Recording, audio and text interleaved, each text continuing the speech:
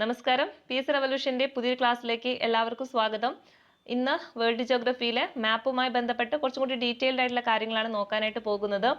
പലപ്പോഴും PSC ഒരുപാട് questions ചോദിച്ചിട്ടുള്ള ഒരു ഭാഗം കൂടിയാണിത്. ഇതിലല്ലേ നമ്മുടെ ധരാതലീയ ഭൂപടങ്ങളുമായി ബന്ധപ്പെട്ട് കുറച്ചും കൂടി ഡീറ്റെയിൽഡ് ആയിട്ടുള്ള കാര്യങ്ങളാണ് നോക്കുന്നത്. ഇവിടെ തന്നെയാണ് നമ്മുടെ കോണ്ടൂർ രേഖ, അതുപോലെ തന്നെ ഫോം ലൈന്, ബെഞ്ച് മാർക്ക്, അങ്ങനത്തെ കാര്യങ്ങളൊക്കെ ഈ ഒരു ഭാഗത്താണ് വരുന്നത്. അതുപോലെ തന്നെ സ്റ്റീരിയോസ്കോപ്പ് എന്താ, ഇതൊക്കെ സ്ഥിരമായിട്ട് പരീക്ഷയ്ക്ക് ചോദിക്കാറുള്ളതാണ്. അതിന്റെ കൂടെ തന്നെ വിദൂര സംവേദനവുമായി ബന്ധപ്പെട്ട ടോപ്പിക്കും കൂടി ഇന്ന് നോക്കുന്നുണ്ട്. അതും വളരെ ഇമ്പോർട്ടൻ്റ് ആയിട്ടുള്ള ടോപ്പിക്കാണ്. സ്റ്റേറ്റ്മെന്റ് ടൈപ്പിലുള്ള ക്വസ്റ്റ്യൻസ് ഒരുപാട് തവണ ചോദിച്ചിട്ടുണ്ട്. നമ്മുടെ ഭൂസ്ഥിര ഉപഗ്രഹങ്ങൾ, അതുപോലെ തന്നെ സൗരസ്ഥിര ഉപഗ്രഹങ്ങൾ, അങ്ങനത്തെ കാര്യങ്ങളൊക്കെയാണ് ഈ ഒരു ഭാഗത്ത് നോക്കാനുള്ളത്. ഓക്കെ, അപ്പൊ നമുക്ക് നേരെ ക്ലാസ്സിലേക്ക് കിടക്കാം. ഓക്കെ, അപ്പൊ ആദ്യം തന്നെ നമുക്ക് ധരാതലീയ ഭൂപടങ്ങളെ കുറിച്ചിട്ടൊന്ന് ഡീറ്റെയിൽ ആയിട്ട് പഠിക്കാം. അപ്പോൾ ധരാതലീയ ഭൂപടങ്ങൾ എന്താന്നൊക്കെ നമ്മൾ കഴിഞ്ഞ ക്ലാസ്സിൽ പഠിച്ചിട്ടുണ്ടായിരുന്നല്ലേ. അപ്പോൾ ക്ലാസ് കൃത്യമായിട്ട് ഓർഡറിൽ കണ്ടു പഠിക്കാനായിട്ട് ശ്രമിക്കുക. വേൾഡ് ജിയോഗ്രഫിയാണ് ഇപ്പോൾ നോക്കിക്കൊണ്ടിരിക്കുന്നത്. അത്യാവശ്യം വാസ്റ്റ് ആയിട്ടുള്ള സബ്ജക്റ്റ് ആണ്. നമ്മൾ വളരെ ഡീപ്പായിട്ടാണ് നമ്മൾ ക്ലാസ്സുകൾ ഓരോന്ന് എടുക്കുന്നത്. ഇനി വരുന്ന പരീക്ഷകൾക്കൊക്കെ നിങ്ങൾക്കത് ഉപകാരപ്പെടുന്ന രീതിയിലാണ് ക്ലാസ് ഒക്കെ എടുക്കുന്നത്. അപ്പോൾ നന്നായിട്ട് പഠിക്കുക. ഓക്കെ, അപ്പോൾ ധരാതലീയ ഭൂപടത്തെ കുറിച്ച് നമുക്ക് നോക്കല്ലേ. എന്താണ് ധരാതലീയ ഭൂപടം എന്ന് പറഞ്ഞാൽ, നമ്മൾ ഭൂപടത്തിലെ തോതിന്റെ അടിസ്ഥാനത്തിൽ രണ്ടായിട്ട് തരംതിരിച്ചിട്ടുണ്ടെന്നൊക്കെ പറഞ്ഞിട്ടുണ്ടല്ലേ. അതായത് വലിയ തോത് ഭൂപടം ഉണ്ട്, അതുപോലെ തന്നെ ചെറിയ തോത് ഭൂപടം ഒക്കെ ഉണ്ടല്ലേ. ഇപ്പൊ ചെറിയ തോത് ഭൂപടം എന്ന് പറഞ്ഞാൽ നമ്മൾ പറഞ്ഞിട്ടുണ്ടല്ലേ, അറ്റ്ലസ്, അതുപോലെ തന്നെ നമ്മുടെ ചുമരിലൊക്കെ ഒട്ടിക്കുന്നല്ലേ ചുമർ ഭൂപടങ്ങളൊക്കെ പറയുന്നത് ഏതാണ്? അതൊക്കെ എന്താണ്?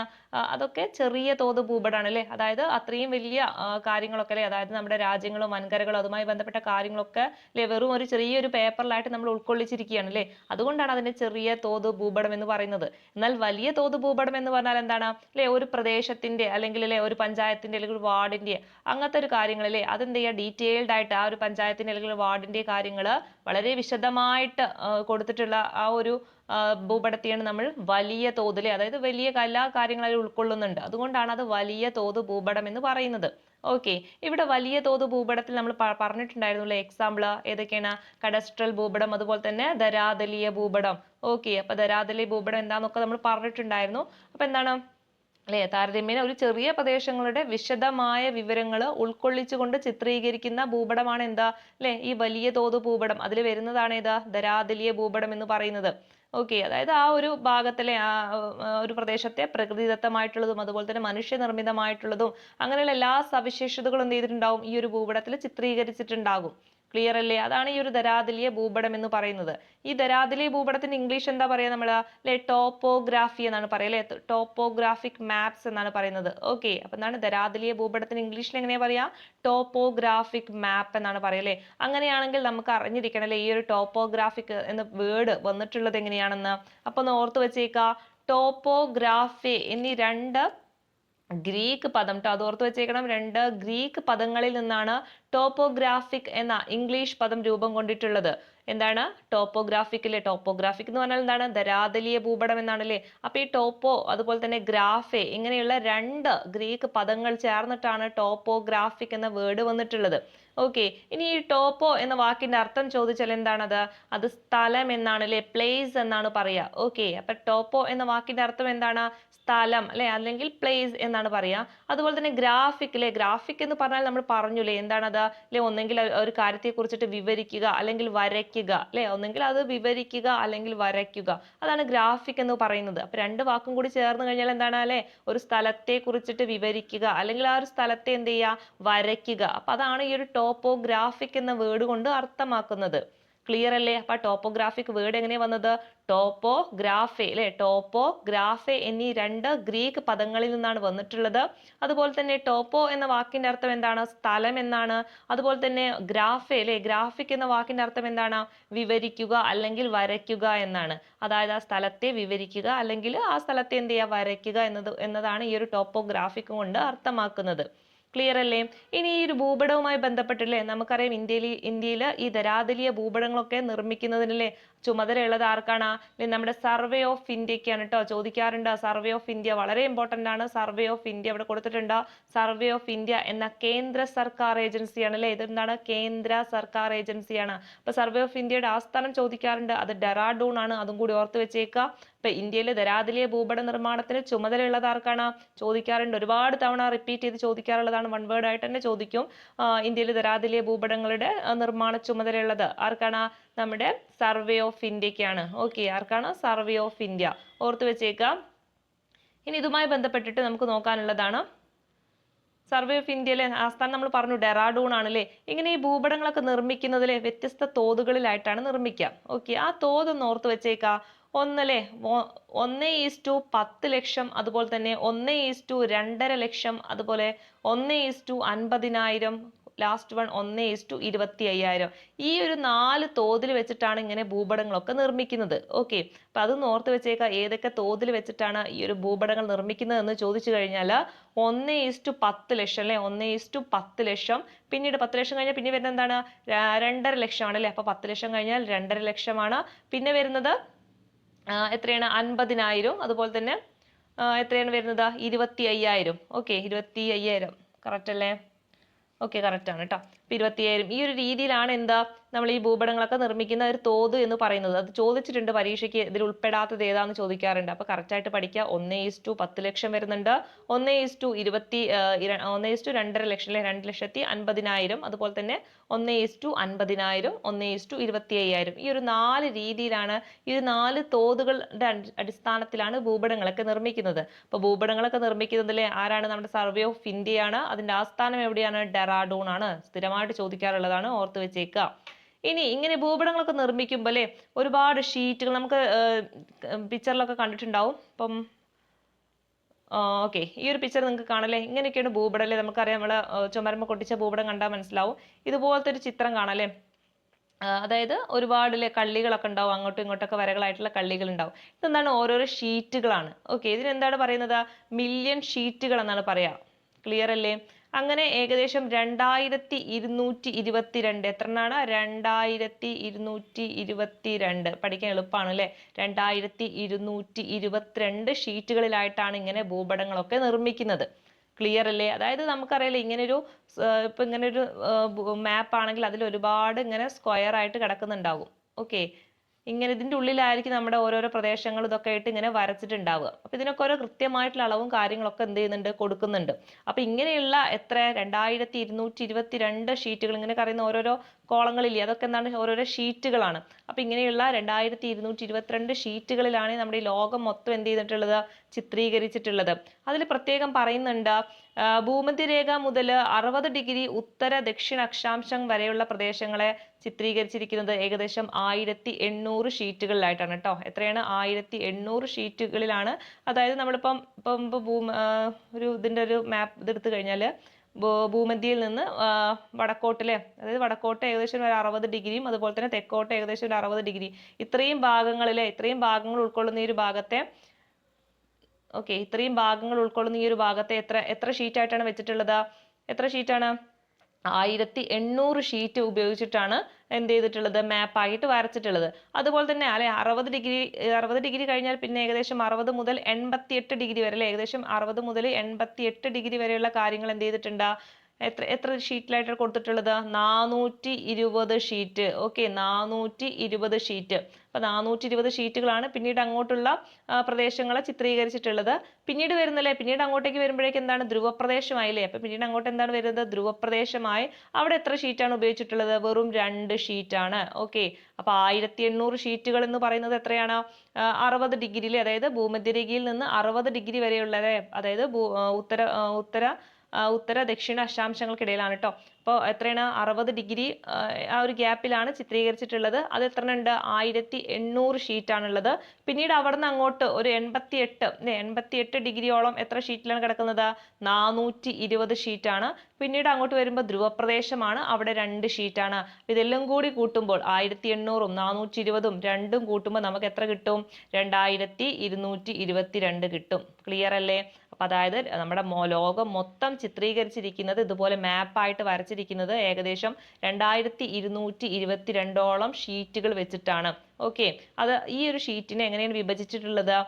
നമ്മുടെ ഭൂമധ്യരേഖയിൽ നിന്ന് ഒരു 60 ഡിഗ്രിയുള്ള ഭാഗം അല്ലെ, 60 ഡിഗ്രി വരെ വരുന്ന ഉത്തര ദക്ഷിണ ഭാഗങ്ങൾ ഏകദേശം 1800 ഷീറ്റിലും, അതുപോലെ തന്നെ അവിടെ നിന്ന് അങ്ങോട്ട് വരുന്ന ഒരു 88 ഡിഗ്രി വരെ വരുന്ന ഭാഗങ്ങൾ ഒരു 420 ഷീറ്റിലും പിന്നീട് അങ്ങോട്ട് എന്താണ് ധ്രുവപ്രദേശമായില്ലേ, ആ ധ്രുവപ്രദേശങ്ങൾ എത്രയാണ് 2 ഷീറ്റുമായിട്ടാണ് നിർമ്മിച്ചിട്ടുള്ളത്. അവിടുത്തെ ഒരു ഭൂപ്രദേശം നമ്മൾ എന്ത് ചെയ്ത് മാപ്പായിട്ട് ചിത്രീകരിച്ചിട്ടുള്ളത്. അപ്പം അങ്ങനെ മൊത്തം എത്ര ഉണ്ട്, 2222 ഷീറ്റാണ്. പഠിക്കാൻ എളുപ്പമാണല്ലേ, നമുക്ക് 2 അങ്ങ് പഠിച്ചു വെച്ചാൽ മതി. വളരെ ഇമ്പോർട്ടൻ്റ് ആണ് കേട്ടോ, ഒന്ന് പഠിച്ചു വെച്ചേക്കുക ഇതിൻ്റെ ഡീറ്റെയിൽസ് ഒക്കെ.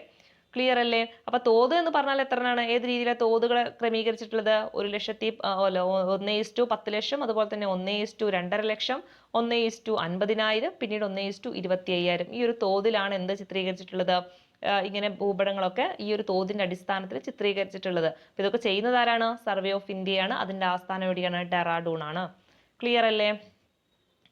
ഇനി മില്യൺ ഷീറ്റ് എന്ന് പറയുന്നത് അല്ലേ, മില്യൺ ഷീറ്റ് എന്ന് പറയുന്നത് 1:10 ലക്ഷം എന്ന തോതിലുള്ളതിനെയൊക്കെ എന്താ വിളിക്കാറ് നമ്മൾ? മില്യൺ ഷീറ്റ് ആണ് അല്ലേ. 10 ലക്ഷം എന്ന് പറഞ്ഞാൽ എന്താ? മില്യൺ ആണ്. അപ്പൊ മില്യൺ ഷീറ്റുകൾ ഏതാണെന്ന് ചോദിച്ചാൽ 1:10 ലക്ഷമാണ്. ഓർത്ത് വെച്ചേക്ക്, 1:10 ലക്ഷത്തെയാണ് അല്ലേ എന്ത് പറയുന്നത്? മില്യൺ ഷീറ്റ് എന്ന് പറയുന്നത്. ഓക്കെ, നമുക്കിവിടെ പിക്ചർ കാണാം. ഇതുപോലെ ഇങ്ങനെ നമ്മുടെ മൊത്തം ലോകത്തിന്റെ ഇങ്ങനെ മാപ്പുകളായിട്ട് കൊടുത്തിട്ടുള്ളതാണ് ഈ ഒരു പിക്ചറിൽ കാണുന്നത്. അതിന്റെ ഓരോ പ്രദേശങ്ങളായിട്ട് ഇവിടെ കൊടുത്തിട്ടുള്ളത്. അപ്പൊ ഇതുപോലെ തന്നെ ഇങ്ങനെ ഒരുപാട് വരകളും എന്ത് ചെയ്തിട്ടുണ്ടല്ലേ, നെടുങ്ങനി അതുപോലെ തന്നെ കുത്തനെയൊക്കെ വരകൾ കാണുന്നുണ്ട്. ഈ രീതിയിലാണ് എന്ത് ഉണ്ടാക്കുന്നത്? ഷീറ്റുകൾ ഉണ്ടാക്കുന്നത്. അപ്പൊ അതൊക്കെ ഒന്ന് എന്ത് ചെയ്യുക, മനസ്സിലാക്കി വെക്കാം.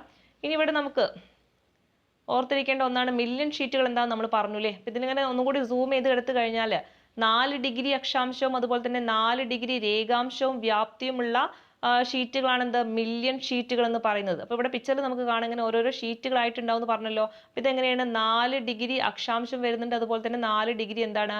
രേഖാംശവും വ്യാപ്തി ഉള്ളതായിരിക്കും ഓരോരോ ഷീറ്റുകൾ എന്ന് പറയുന്നത്. ഇവിടെ ഈ ഓരോ ഷീറ്റിനും എന്ത് കൊടുത്തിട്ടുണ്ട്? നമ്പേഴ്സ് കൊടുത്തിട്ടുണ്ട് അല്ലേ. ഏകദേശം 1 മുതൽ 105 വരെയുള്ള നമ്പറുകളാണ് കൊടുത്തിട്ടുള്ളത്. അതിനെ നമ്മൾ സൂചക നമ്പറുകൾ എന്നാണ് പറയുക. ഓർത്തു വെച്ചേക്ക, ചോദിച്ചിട്ടുണ്ട് ഇതുമായി ബന്ധപ്പെട്ടിട്ട്. സൂചക നമ്പർ എന്ന് പറഞ്ഞാൽ എന്താണ്? നമ്മൾ പറഞ്ഞില്ലേ, ആദ്യം പറഞ്ഞു ഒരുപാട് ഷീറ്റുകൾ അല്ലേ, മില്യൺ ഷീറ്റുകളാണ് ഇങ്ങനെ ഒരു ഭൂപടം ഉണ്ടാക്കാൻ വേണ്ടിയിട്ട് ഉപയോഗിക്കുന്നത് പറഞ്ഞു. ഇങ്ങനെയുള്ള ഓരോ മില്യൺ ഷീറ്റിലും എന്ത് ചെയ്തിട്ടുണ്ട്? ഓരോ കോളത്തിനും നമ്മൾ എന്ത് കൊടുത്തിട്ടുണ്ട്? ഓരോ നമ്പേഴ്സ് കൊടുത്തിട്ടുണ്ട്. ആ നമ്പേഴ്സ് എങ്ങനെയാണ്? 1 മുതൽ 105 വരെയുള്ള നമ്പറുകളാണ് കൊടുത്തിട്ടുള്ളത്. ഓക്കെ, 1 മുതൽ 105 വരെയുള്ള നമ്പറുകളാണ് ഓരോ ഷീറ്റുകൾക്കും കൊടുത്തിട്ടുള്ളത്. അതുപോലെ തന്നെ ഈ ഷീറ്റിൽ കൊടുത്തിരിക്കുന്ന ഈ നമ്പറിനെയാണ് നമ്മൾ എന്ത് പറയുന്നത്? സൂചക നമ്പറുകൾ എന്ന് പറയുന്നത്. ഇവിടെ കൊടുത്തിരിക്കുന്ന ഈ നമ്പറുകൾ എന്താണ്? സൂചക നമ്പറുകളാണ്. ഇനി ഷീറ്റുകൾ എങ്ങനെ ഉണ്ടാക്കിയിട്ടുള്ളത്? 4 ഡിഗ്രി അക്ഷാംശവും 4 ഡിഗ്രി രേഖാംശം വ്യാപ്തിയിലും വരുന്നതാണ് എന്ത്? ഓരോ മില്യൺ ഷീറ്റുകൾ എന്ന് പറയുന്നത്. എത്രയാണ്? 4 ഡിഗ്രി അക്ഷാംശം അതുപോലെ തന്നെ 4 ഡിഗ്രി രേഖാംശം ചേർന്നിട്ടുള്ള ആ ഒരു വ്യാപ്തിയിലെ ആ ഒരു സ്ക്വയറിനെയാണ് എന്ത് പറയുന്നത്? ഈ മില്യൺ ഷീറ്റ് എന്ന് പറയുന്നത്. ഈ മില്യൺ ഷീറ്റുകൾ എന്ത് ചെയ്തിട്ടുണ്ട്? 1 മുതൽ 105 വരെയുള്ള നമ്പറുകൾ കൊടുത്തിട്ടുണ്ട്. ഇനി ഈ ഓരോ നമ്പറുകളും തന്നെ എന്ത് ചെയ്തിട്ടുണ്ട്? അതായത് ഓരോരോ, ഇപ്പൊ നമ്മൾ പറഞ്ഞു സൂചക നമ്പറിലെ ഇപ്പൊ 45, 54 ഇവിടെ കാണിക്കുന്നില്ലേ. ഇപ്പൊ ഇവിടെ എക്സാമ്പിൾ ആയിട്ട് ഇവിടെ 55, ഈ ഒരു കോളം എടുക്കാം. ഈ ഒരു കോളത്തെ തന്നെ വീണ്ടും എന്ത് ചെയ്തിട്ടുണ്ട്? വിഭജിച്ചിട്ടുണ്ട്. അതെങ്ങനെയാണ് വിഭജിച്ചിട്ടുള്ളത്? 16 ഭാഗങ്ങളായിട്ടാണ് വിഭജിച്ചിട്ടുള്ളത്. അതിനെയാണ് ഡിഗ്രി ഷീറ്റ് എന്ന് പറയുന്നത്. ഓക്കെ, കുറച്ച് കൺഫ്യൂഷൻ വരും, എന്ത് ചെയ്യുക, അതൊക്കെ ചോദിച്ചിട്ടുള്ളതാണ്. ഡിഗ്രി ഷീറ്റ് ചോദിച്ചിട്ടുണ്ട് ഒരു പ്രാവശ്യം, അതുകൊണ്ടാണ് ഒന്നുകൂടി ഡീപ്പായിട്ട് പറഞ്ഞു തരുന്നത്. ഇപ്പൊ നമ്മൾ പറഞ്ഞില്ലേ മില്യൺ ഷീറ്റ് നമ്മൾ പറഞ്ഞു, ഇതിൽ എന്ത് ചെയ്തിട്ടുണ്ട്? ഓരോരോ നമ്പേഴ്സ് വെച്ചിട്ട് കൊടുത്തിട്ടുണ്ട്. അങ്ങനെ ഈ ഓരോരോ കുഞ്ഞു കുഞ്ഞു ഷീറ്റുകൾ കണ്ടില്ലേ, ഈ ഷീറ്റിന് എന്ത് ചെയ്തിട്ടുണ്ട്? വീണ്ടും വിഭജിച്ചിട്ടുണ്ട്. ഓക്കെ, അവിടെ വീണ്ടും വിഭജിച്ചിട്ട് എന്ത് ചെയ്തിട്ടുണ്ട്? അതായത് ഇപ്പൊ ഈ 55-നെ തന്നെ എന്ത് ചെയ്തിട്ടുണ്ട്? വീണ്ടും ഇങ്ങനെ കുറെ കോളങ്ങൾ കൊടുത്തിട്ടുണ്ട്. ഓക്കെ, അങ്ങനെ എത്ര കോളങ്ങൾ കൊടുത്തിട്ടുണ്ട്? ഇതില് 16 കോളങ്ങൾ കൊടുത്തിട്ടുണ്ട്. അതിന് നമ്മൾ എന്ത് ചെയ്തിട്ടുണ്ട്? ഡിഗ്രി ഷീറ്റ് എന്നാണ് പറയാ. അതെങ്ങനെയാണ് സൂചിപ്പിച്ചിട്ടുള്ളത്? ഈ കാണുന്നത് പോലെ ABCD ആ ഒരു രീതിയിലാണ് കൊടുത്തിട്ടുള്ളത്. ഇവിടെ കണ്ടോ, ABCDEFG കഴിഞ്ഞിട്ട് എത്ര വരെ കൊടുത്തിട്ടുണ്ട്? 16 ഭാഗങ്ങളിലെ, അതായത് A മുതൽ P വരെ അല്ലേ. A മുതൽ P വരെ എത്ര ഉണ്ട്? 16 ഉണ്ട് അല്ലേ. അതായത് 1, 2, 3, 4, 4, 8, 12, 16. ഓക്കെ, അപ്പൊ ഇങ്ങനെ ഓരോരോ ഭാഗങ്ങളെ എന്ത് ചെയ്തിട്ടുണ്ട്? അല്ലെങ്കിൽ ഓരോരോ ഷീറ്റിനെയും 16 ഭാഗങ്ങളായിട്ട് തിരിച്ചിട്ടുണ്ട്. ഇവയാണ് എന്ത് പറയുന്നത്? ഡിഗ്രി ഷീറ്റ് എന്ന് പറയുന്നത്. ക്ലിയർ അല്ലേ? അതായത് ഈ ഒരു മില്യൺ ഷീറ്റിന് എന്ത് ചെയ്തിട്ടുണ്ട്? ഒരുപാട് അല്ലെ 16 ഭാഗങ്ങളായിട്ട് തിരിച്ചിട്ടുണ്ട് ഓരോരോ ഷീറ്റിനെയും. അതിന് നമ്പർ എന്ത് വെച്ചിട്ടാണ് സൂചിപ്പിക്കുന്നത്? ABCD വെച്ചിട്ടാണ് സൂചിപ്പിക്കുന്നത്. അങ്ങനെ A മുതൽ P വരെയാണ് ഉള്ളത് കേട്ടോ. അപ്പൊ അത് ഓർത്ത് വെച്ചേക്കണം. മില്യൺ ഷീറ്റിന് എങ്ങനെ നമ്പർ കൊടുത്തിട്ടുള്ളത്? 1 മുതൽ 105 വരെ അല്ലെ. ഇതിന്റെ സൂചകങ്ങൾ എന്ന് പറയുന്നു. ഇതിലുള്ള ഓരോരോ ഷീറ്റിനെ എങ്ങനെ കൊടുത്തിട്ടുള്ളത്? എങ്ങനെയാണ് അല്ലെ? ABCD, ഇതിലുള്ള ഓരോരോ കോളത്തിനെയും നമ്മൾ ABCD വെച്ചിട്ടുള്ള ഒരു 16 അല്ലെ 16 എണ്ണമായിട്ട് കൊടുത്തിട്ടുണ്ട്. 16 കോളങ്ങളായിട്ട് കൊടുത്തിട്ടുണ്ട്. അതിൽ A മുതൽ P വരെയാണ്. ഓക്കെ, അതായത് 16 എണ്ണം ഉണ്ടായിരിക്കും. അപ്പൊ അതും കൂടി ഓർത്ത് വെച്ചേക്കുക. അതിനെയാണ് ഡിഗ്രി ഷീറ്റ് എന്ന് പറയുന്നത്. ക്ലിയർ അല്ലേ? ഇനി അടുത്ത് നമുക്ക് നോക്കാനുള്ളത് നമ്മൾ ഓൾറെഡി നമ്മൾ പറഞ്ഞ കാര്യങ്ങളാണ്, അതിൻ്റെ കൂടെ കുറച്ചും കൂടി ഇതിൽ ആഡ് ചെയ്തിട്ടുണ്ട്. അതായത് നമ്മൾ കൊടുത്തിരിക്കുന്ന ഈ ഒരു മാപ്പിൽ ഓരോ സവിശേഷതകൾ ഉണ്ടാവില്ലേ, അക്ഷാംശ രേഖാംശം, വനങ്ങൾ, അതുപോലെ തന്നെ കൃഷി, അങ്ങനത്തെ കാര്യങ്ങളൊക്കെ ഏത് കളേഴ്സ് വെച്ചിട്ടാണ് കൊടുത്തിട്ടുള്ളതെന്ന് പറയാണ്. നമ്മൾ ഓൾറെഡി കുറച്ച് പറഞ്ഞിട്ടുണ്ട്, അതിൻ്റെ കൂടെ കുറച്ചും കൂടി കാര്യങ്ങൾ ആഡ് ചെയ്യാനുണ്ട്. അപ്പൊ നമുക്ക് നോക്കാം. അക്ഷാംശ രേഖാംശ രേഖകൾ. ഓക്കെ, ഏതൊക്കെയാണ് അക്ഷാംശ രേഖാംശ രേഖകൾ? അതുപോലെ തന്നെ വരണ്ട ജലാശയങ്ങൾ, വളരെ ഇമ്പോർട്ടന്റ് ആണ്, ചോദിക്കാറുണ്ട്. വരണ്ട ജലാശയങ്ങൾ, ജലാശയങ്ങൾക്ക് ഏതാ കളറ്? ബ്ലൂ ആണ് അല്ലെ, നീല കളറാണ്. എന്നാൽ വരണ്ടല്ലേ, വെള്ളമൊന്നും ഇല്ലാത്ത ആ ഒരു ജലാശയത്തെ എന്ത് കളർ കൊണ്ടാണ് സൂചിപ്പിക്കുന്നത്? ബ്ലാക്ക് കളർ കൊണ്ടാണ് കേട്ടോ. അത് ഓർത്ത് വെച്ചേക്കണം, ഏത് കളറാണ്? ബ്ലാക്ക് കളറാണ്. അതുപോലെ തന്നെ അക്ഷാംശ രേഖാംശ രേഖകളൊക്കെ ഏതാണ്? ബ്ലാക്ക് കളറാണ്. അടുത്തത് റെയിൽപാത, ടെലഗ്രാഫ് ലൈൻ അല്ലെ, അതുപോലെ തന്നെ അതിർത്തി രേഖകൾ, ഇതൊക്കെ ഏത് കളറാണ് ചോദിച്ചാൽ ബ്ലാക്ക് കളറാണ്. അപ്പൊ ബ്ലാക്ക് കളർ എന്തൊക്കെ കൊണ്ട് സൂചിപ്പിക്കുന്നത്? അക്ഷാംശ രേഖാംശ രേഖകൾ അല്ലെ, നമ്മൾ പഠിച്ചിട്ടുണ്ട് അക്ഷാംശ രേഖാംശ രേഖകൾ. അതുപോലെ തന്നെ റെയിൽപാത അല്ലെ, അതൊക്കെ നമ്മൾ എന്ത് ചെയ്തിട്ടുണ്ട്? കഴിഞ്ഞ ക്ലാസ്സിൽ പഠിച്ചിട്ടുണ്ട്. അക്ഷാംശ രേഖാംശ രേഖകൾ, അതുപോലെ തന്നെ റെയിൽപാത, ടെലഫോൺ ലൈനുകൾ വരുന്നത്, പിന്നെ അതിർത്തി രേഖകൾ കേട്ടോ. അപ്പൊ അതിർത്തി രേഖകളൊക്കെ ബ്ലാക്ക് ആണ്.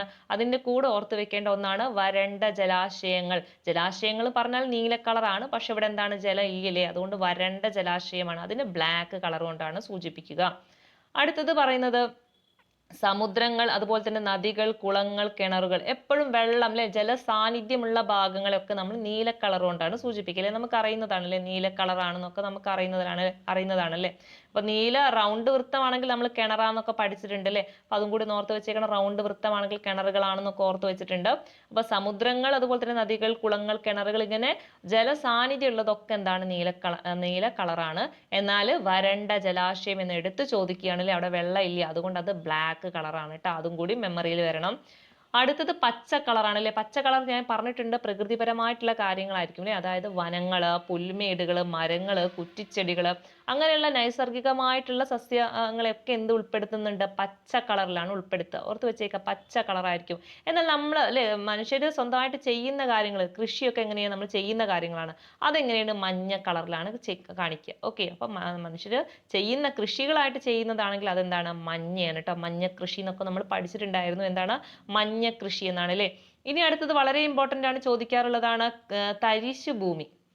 ഓക്കെ, തരിശു ഭൂമിയായിട്ട് കിടക്കുന്ന അല്ലെ, ഒന്നും ചെയ്യാതെ ഇങ്ങനെ കിടക്കുന്ന തരിശായി കിടക്കുന്ന ഭൂമി ഏത് കളർ കൊണ്ടാണ്?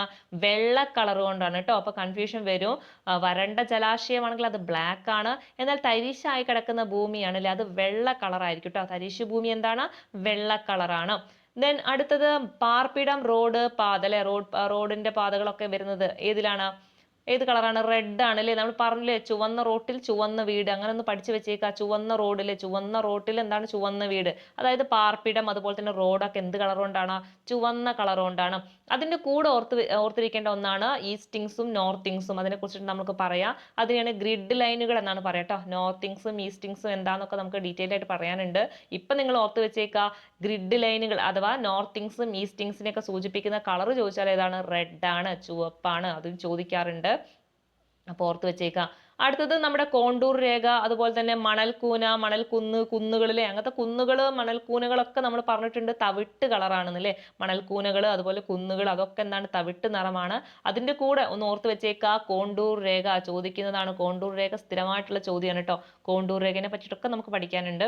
അപ്പൊ കോണ്ടൂർ രേഖ സൂചിപ്പിക്കുന്ന നിറം ചോദിച്ചാൽ അതേതാണ്? തവിട്ട് നിറമാണ്. ഏതാണ്? തവിട്ട് നിറം. അപ്പൊ തവിട്ട് നിറത്തിന് ഏതൊക്കെയുണ്ട്? കോണ്ടൂർ രേഖയുണ്ട്, മണൽക്കൂനുണ്ട്, മണൽക്കുന്നുകളൊക്കെ ഉണ്ട് അല്ലെ. തരിശുഭൂമിയാണെങ്കിലോ അത് വെള്ള കളറായിരിക്കും. തരിശുഭൂമിയാണെങ്കിൽ വെള്ള കളറായിരിക്കും. ഗ്രിഡ് ലൈനുകൾ ഉണ്ട് അല്ലെ. ഗ്രിഡ് ലൈൻ എന്ന് പറഞ്ഞാൽ എന്താണ്? നോർത്തിങ്സും ഈസ്റ്റിങ്സും ഒക്കെയാണ്. അതെന്താന്ന് പറയാം. അപ്പൊ അത് കൊടുത്തിരിക്കുന്നത് ഏത് കളറാണ്? റെഡ് കളറിലാണ്. പിന്നെ കൃഷിഭൂമി എന്ന് പറഞ്ഞാൽ എന്താണ് അല്ലെ? മഞ്ഞ കൃഷി, മഞ്ഞ കൃഷി. എന്നാൽ മറ്റുള്ള നൈസർഗികമായിട്ടുള്ള വനങ്ങള്, പുൽമേട്, മരങ്ങള്, കുറ്റിക്കാടുകൾ, അങ്ങനത്തെ കാര്യങ്ങളൊക്കെ എന്താണ്? പച്ച കളറിലായിരിക്കും. പിന്നെ നമ്മൾ പറഞ്ഞു നദികള്, സമുദ്രങ്ങൾ, ഇങ്ങനെ ജലസാന്നിധ്യം കാണുന്നതൊക്കെ നീല കളറായിരിക്കും. എന്നാൽ വരണ്ട ജലാശയമാണെങ്കിൽ അതെന്താണ്? ബ്ലാക്ക് കളറായിരിക്കും. പിന്നെ അക്ഷാംശ രേഖാംശ രേഖ, റെയിൽപാത, അതിർത്തി രേഖകളൊക്കെ എന്താണ്? ബ്ലാക്ക് കളറിലാണ്. ഇത് പഠിച്ചു വെച്ചേക്കണം കേട്ടോ. ഒരു മാർക്ക് ഷുവർ ആണ്. കൃത്യമായിട്ട് പഠിക്കുക. വളരെ സിമ്പിൾ ആയിട്ട് നമുക്ക് മനസ്സിലാക്കാൻ പറ്റുന്നതേ ഉള്ളൂ. അപ്പോൾ ആ രീതിയിൽ പഠിക്കുക. കൺഫ്യൂഷൻ ഉള്ളത് നിങ്ങൾ ജസ്റ്റ് മാർക്ക് ചെയ്തിട്ട് റിപ്പീറ്റ് ചെയ്ത് വായിച്ച് പഠിക്കണം കേട്ടോ. നമുക്ക് ഇപ്പോൾ കിട്ടുന്നുണ്ടെങ്കിലും ചിലപ്പോൾ ആ പരീക്ഷ ടൈമിൽ എന്ത് ചെയ്യും? ഒന്ന് കൺഫ്യൂഷൻ ആവും. അപ്പം എന്ത് ചെയ്യുക? ഇങ്ങനത്തെ സംശയം തോന്നുന്നത്, ഇതിപ്പോൾ വരണ്ട ജലാശയം നമുക്ക് ചിലപ്പോൾ ഒരു ഡൗട്ട് തോന്നാം. അതുപോലെ തന്നെ തരിശു ഭൂമിയും അതുപോലെ കൃഷിയും അല്ലെ. കൃഷിയൊക്കെ തോന്നുമ്പോൾ ചിലപ്പോൾ നമ്മുടെ മനസ്സിൽ എന്ത് വരും, പച്ച കളറൊക്കെ തോന്നും. അപ്പോൾ ഇങ്ങനത്തെ കാര്യമൊക്കെ എന്ത് ചെയ്യുക, ജസ്റ്റ് നിങ്ങളുടെ ഒരു ഷോർട്ട് നോട്ടൊക്കെ ഉണ്ടാക്കാൻ പറഞ്ഞിട്ടില്ലേ, അപ്പോൾ അതിലൊക്കെ ഇതൊക്കെ എന്ത് ചെയ്യുക, എഴുതി വെക്കുക. അപ്പോൾ നമുക്ക് ജസ്റ്റ് ഇങ്ങനെ ഇടയ്ക്കൊക്കെ ഒന്ന് റിപ്പീറ്റ് ചെയ്ത് വായിക്കുക. പരീക്ഷ ടൈമിലൊക്കെ ഒന്ന് വായിച്ചു കഴിഞ്ഞാൽ ആ മാർക്ക് അവിടെ സെറ്റാണ്. ഓക്കെ, ഇനി നമുക്ക് അടുത്ത ഭാഗത്തിലോട്ട് പോകാം. ഇനി ഇവിടെ അല്ലേ വളരെ ഇമ്പോർട്ടൻ്റ് ആയിട്ടുള്ള ഭാഗമാണ്. നമ്മളിപ്പോൾ ഇങ്ങനെ ഭൂപടമൊക്കെ വരയ്ക്കുന്ന സമയത്ത് അവിടെ അല്ലേ ഉയരമൊക്കെ ചിത്രീകരിക്കാൻ വേണ്ടിയിട്ട് ഇപ്പോൾ നമ്മൾ കളറൊക്കെ ചിത്രീകരിച്ചത് ഇങ്ങനെ ഓരോ കളർ കൊടുത്തു കഴിഞ്ഞാൽ നമുക്കത് ഏതാണെന്ന് മനസ്സിലാവും. ഇനി അതിൻ്റെ ഒക്കെ ഓരോന്നിൻ്റെ ഉയരമൊക്കെ നമുക്ക് മനസ്സിലാവണമെങ്കിൽ പ്രത്യേകം ഓരോരോ ഏതൊക്കെ രീതിയിലാണെന്ന് നമുക്ക് നോക്കാം. ഫസ്റ്റ് വൺ ആണ് കോണ്ടൂർ രേഖ. ഓക്കെ, ഫസ്റ്റ് വളരെ ഇമ്പോർട്ടൻ്റ് ആണ്, ചോദിക്കുന്നതാണ് കോണ്ടൂർ രേഖകൾ. എന്താണ് കോണ്ടൂർ രേഖകൾ എന്ന് പറഞ്ഞാൽ സമുദ്രനിരപ്പിൽ നിന്ന് ഒരേ ഉയരമുള്ള, വളരെ ഇമ്പോർട്ടൻ്റ് ആണ്, എന്താണ് ഒരേ ഉയരം അല്ലെ, ഒരേ ഉയരമുള്ള സ്ഥലങ്ങളെ തമ്മിൽ എന്ത് ചെയ്യുക, യോജിപ്പിച്ച് വരയ്ക്കുന്ന ആ ഒരു സാങ്കല്പിക രേഖയാണ് എന്ത് പറയുന്നത്, കോണ്ടൂർ രേഖ എന്ന് പറയുന്നത്. ഓക്കെ, നമുക്കറിയില്ലേ നമ്മുടെ ഭൗമ ഉപരിതലത്തിൽ നിന്ന് പലതും പല വലുപ്പത്തിലായിരിക്കും. അങ്ങനെ എന്ത് ചെയ്യുന്നുണ്ട്, അപ്പം ഒരേ ഉയരമുള്ള അല്ലെ, ഇപ്പോൾ ഒരേ ഉയരമുള്ള സ്ഥലങ്ങളെ തമ്മിൽ എന്ത് ചെയ്യുന്നുണ്ടാവും, ഇങ്ങനെ കൃത്യമായിട്ട് വരച്ച് പോകുന്നുണ്ടാവും. ഓക്കെ, ഇങ്ങനെ ഒരു ഓർഡറിൽ വരച്ച് പോകുന്നുണ്ടാവും. അപ്പോൾ അത് നമുക്ക് എന്താ മനസ്സിലാക്കാൻ പറ്റും, ഇവർക്ക് എന്താണ് ഒരേ ഉയരത്തിലാണ് കിടക്കുന്നത്. അങ്ങനെ വരയ്ക്കുന്ന ആ ഒരു സാങ്കല്പിക രേഖയാണ് എന്ത്, കോണ്ടൂർ രേഖകൾ എന്ന് പറയുന്നത്. ക്ലിയർ അല്ലേ? അതായത് സമുദ്രനിരപ്പിൽ നിന്ന് ഒരേ ഉയരമുള്ള പ്രദേശങ്ങൾ എന്ത് ചെയ്യുന്നുണ്ട്, യോജിപ്പിച്ചിട്ടൊരു സാങ്കല്പിക രേഖ ഇങ്ങനെ വരയ്ക്കുക. അതിനെയാണ് കോണ്ടൂർ രേഖകൾ എന്ന് പറയുന്നത്. അതേപോലെ ഓർത്ത് വെക്കേണ്ട ഒന്നാണ് ഫോം ലൈൻ. ഇതും ഒരു പ്രാവശ്യം ചോദിച്ചിട്ടുണ്ട്, ഒരു പ്രാവശ്യമല്ല കുറച്ച് തവണ ചോദിച്ചിട്ടുണ്ട്. വളരെ ഇമ്പോർട്ടൻ്റ് ആണ്. ചിലപ്പോൾ നമുക്ക് കോണ്ടൂർ രേഖയും ഫോം ലൈനും തമ്മിൽ മാറിപ്പോകും. ഓപ്ഷനിൽ ഇത് രണ്ടും ഉണ്ടാവും കേട്ടോ. അപ്പോൾ ഫോം ലൈൻ എന്താണെന്ന് കൃത്യമായിട്ട് പഠിച്ചു വെച്ചേക്കുക. ദുർഘടമായ പ്രദേശങ്ങളുടെ ഉയരം ഭൂസർവേയിലൂടെ നമുക്ക് കണ്ടെത്താൻ കഴിയില്ല. അപ്പോൾ ആ ഒരു സന്ദർഭത്തിൽ എന്ത് ചെയ്യുന്നുണ്ട്, ആ ഒരു ഭൂപ്രദേശത്തിന്റെ ഉയരം ഇങ്ങനെ തുടർച്ചയല്ലാത്ത രേഖകളിൽ അല്ലേ, അതായത് ഇപ്പോൾ കറക്റ്റ് ആയിട്ടുള്ള രേഖയായിരിക്കില്ല, ഒരു തുടർച്ചയല്ലാത്ത ഒരു രേഖകൾ എന്ത് ചെയ്തിട്ടുണ്ടാവും, ഇങ്ങനെ സൂചിപ്പിച്ചിട്ടുണ്ടാവും. അതിനെയാണ് ഫോം ലൈൻ എന്ന് പറയുന്നത്. അപ്പൊ പ്രത്യേകം ഇങ്ങനെ ചോദിക്കും, ദുർഘടമായ പ്രദേശങ്ങളുടെ ഉയരം കാണിക്കാൻ വേണ്ടിയിട്ട് ഉപയോഗിക്കുന്നത് എന്താണെന്ന് ചോദിച്ചാൽ അതെന്താണ്, ഫോം ലൈൻ ആണ്. അതെങ്ങനെയാണ്, ഒരു തുടർച്ചയല്ലാത്ത രീതിയിലുള്ള രേഖയായിരിക്കും, ഒരു സാങ്കല്പിക രേഖയായിരിക്കും വരയ്ക്കുക.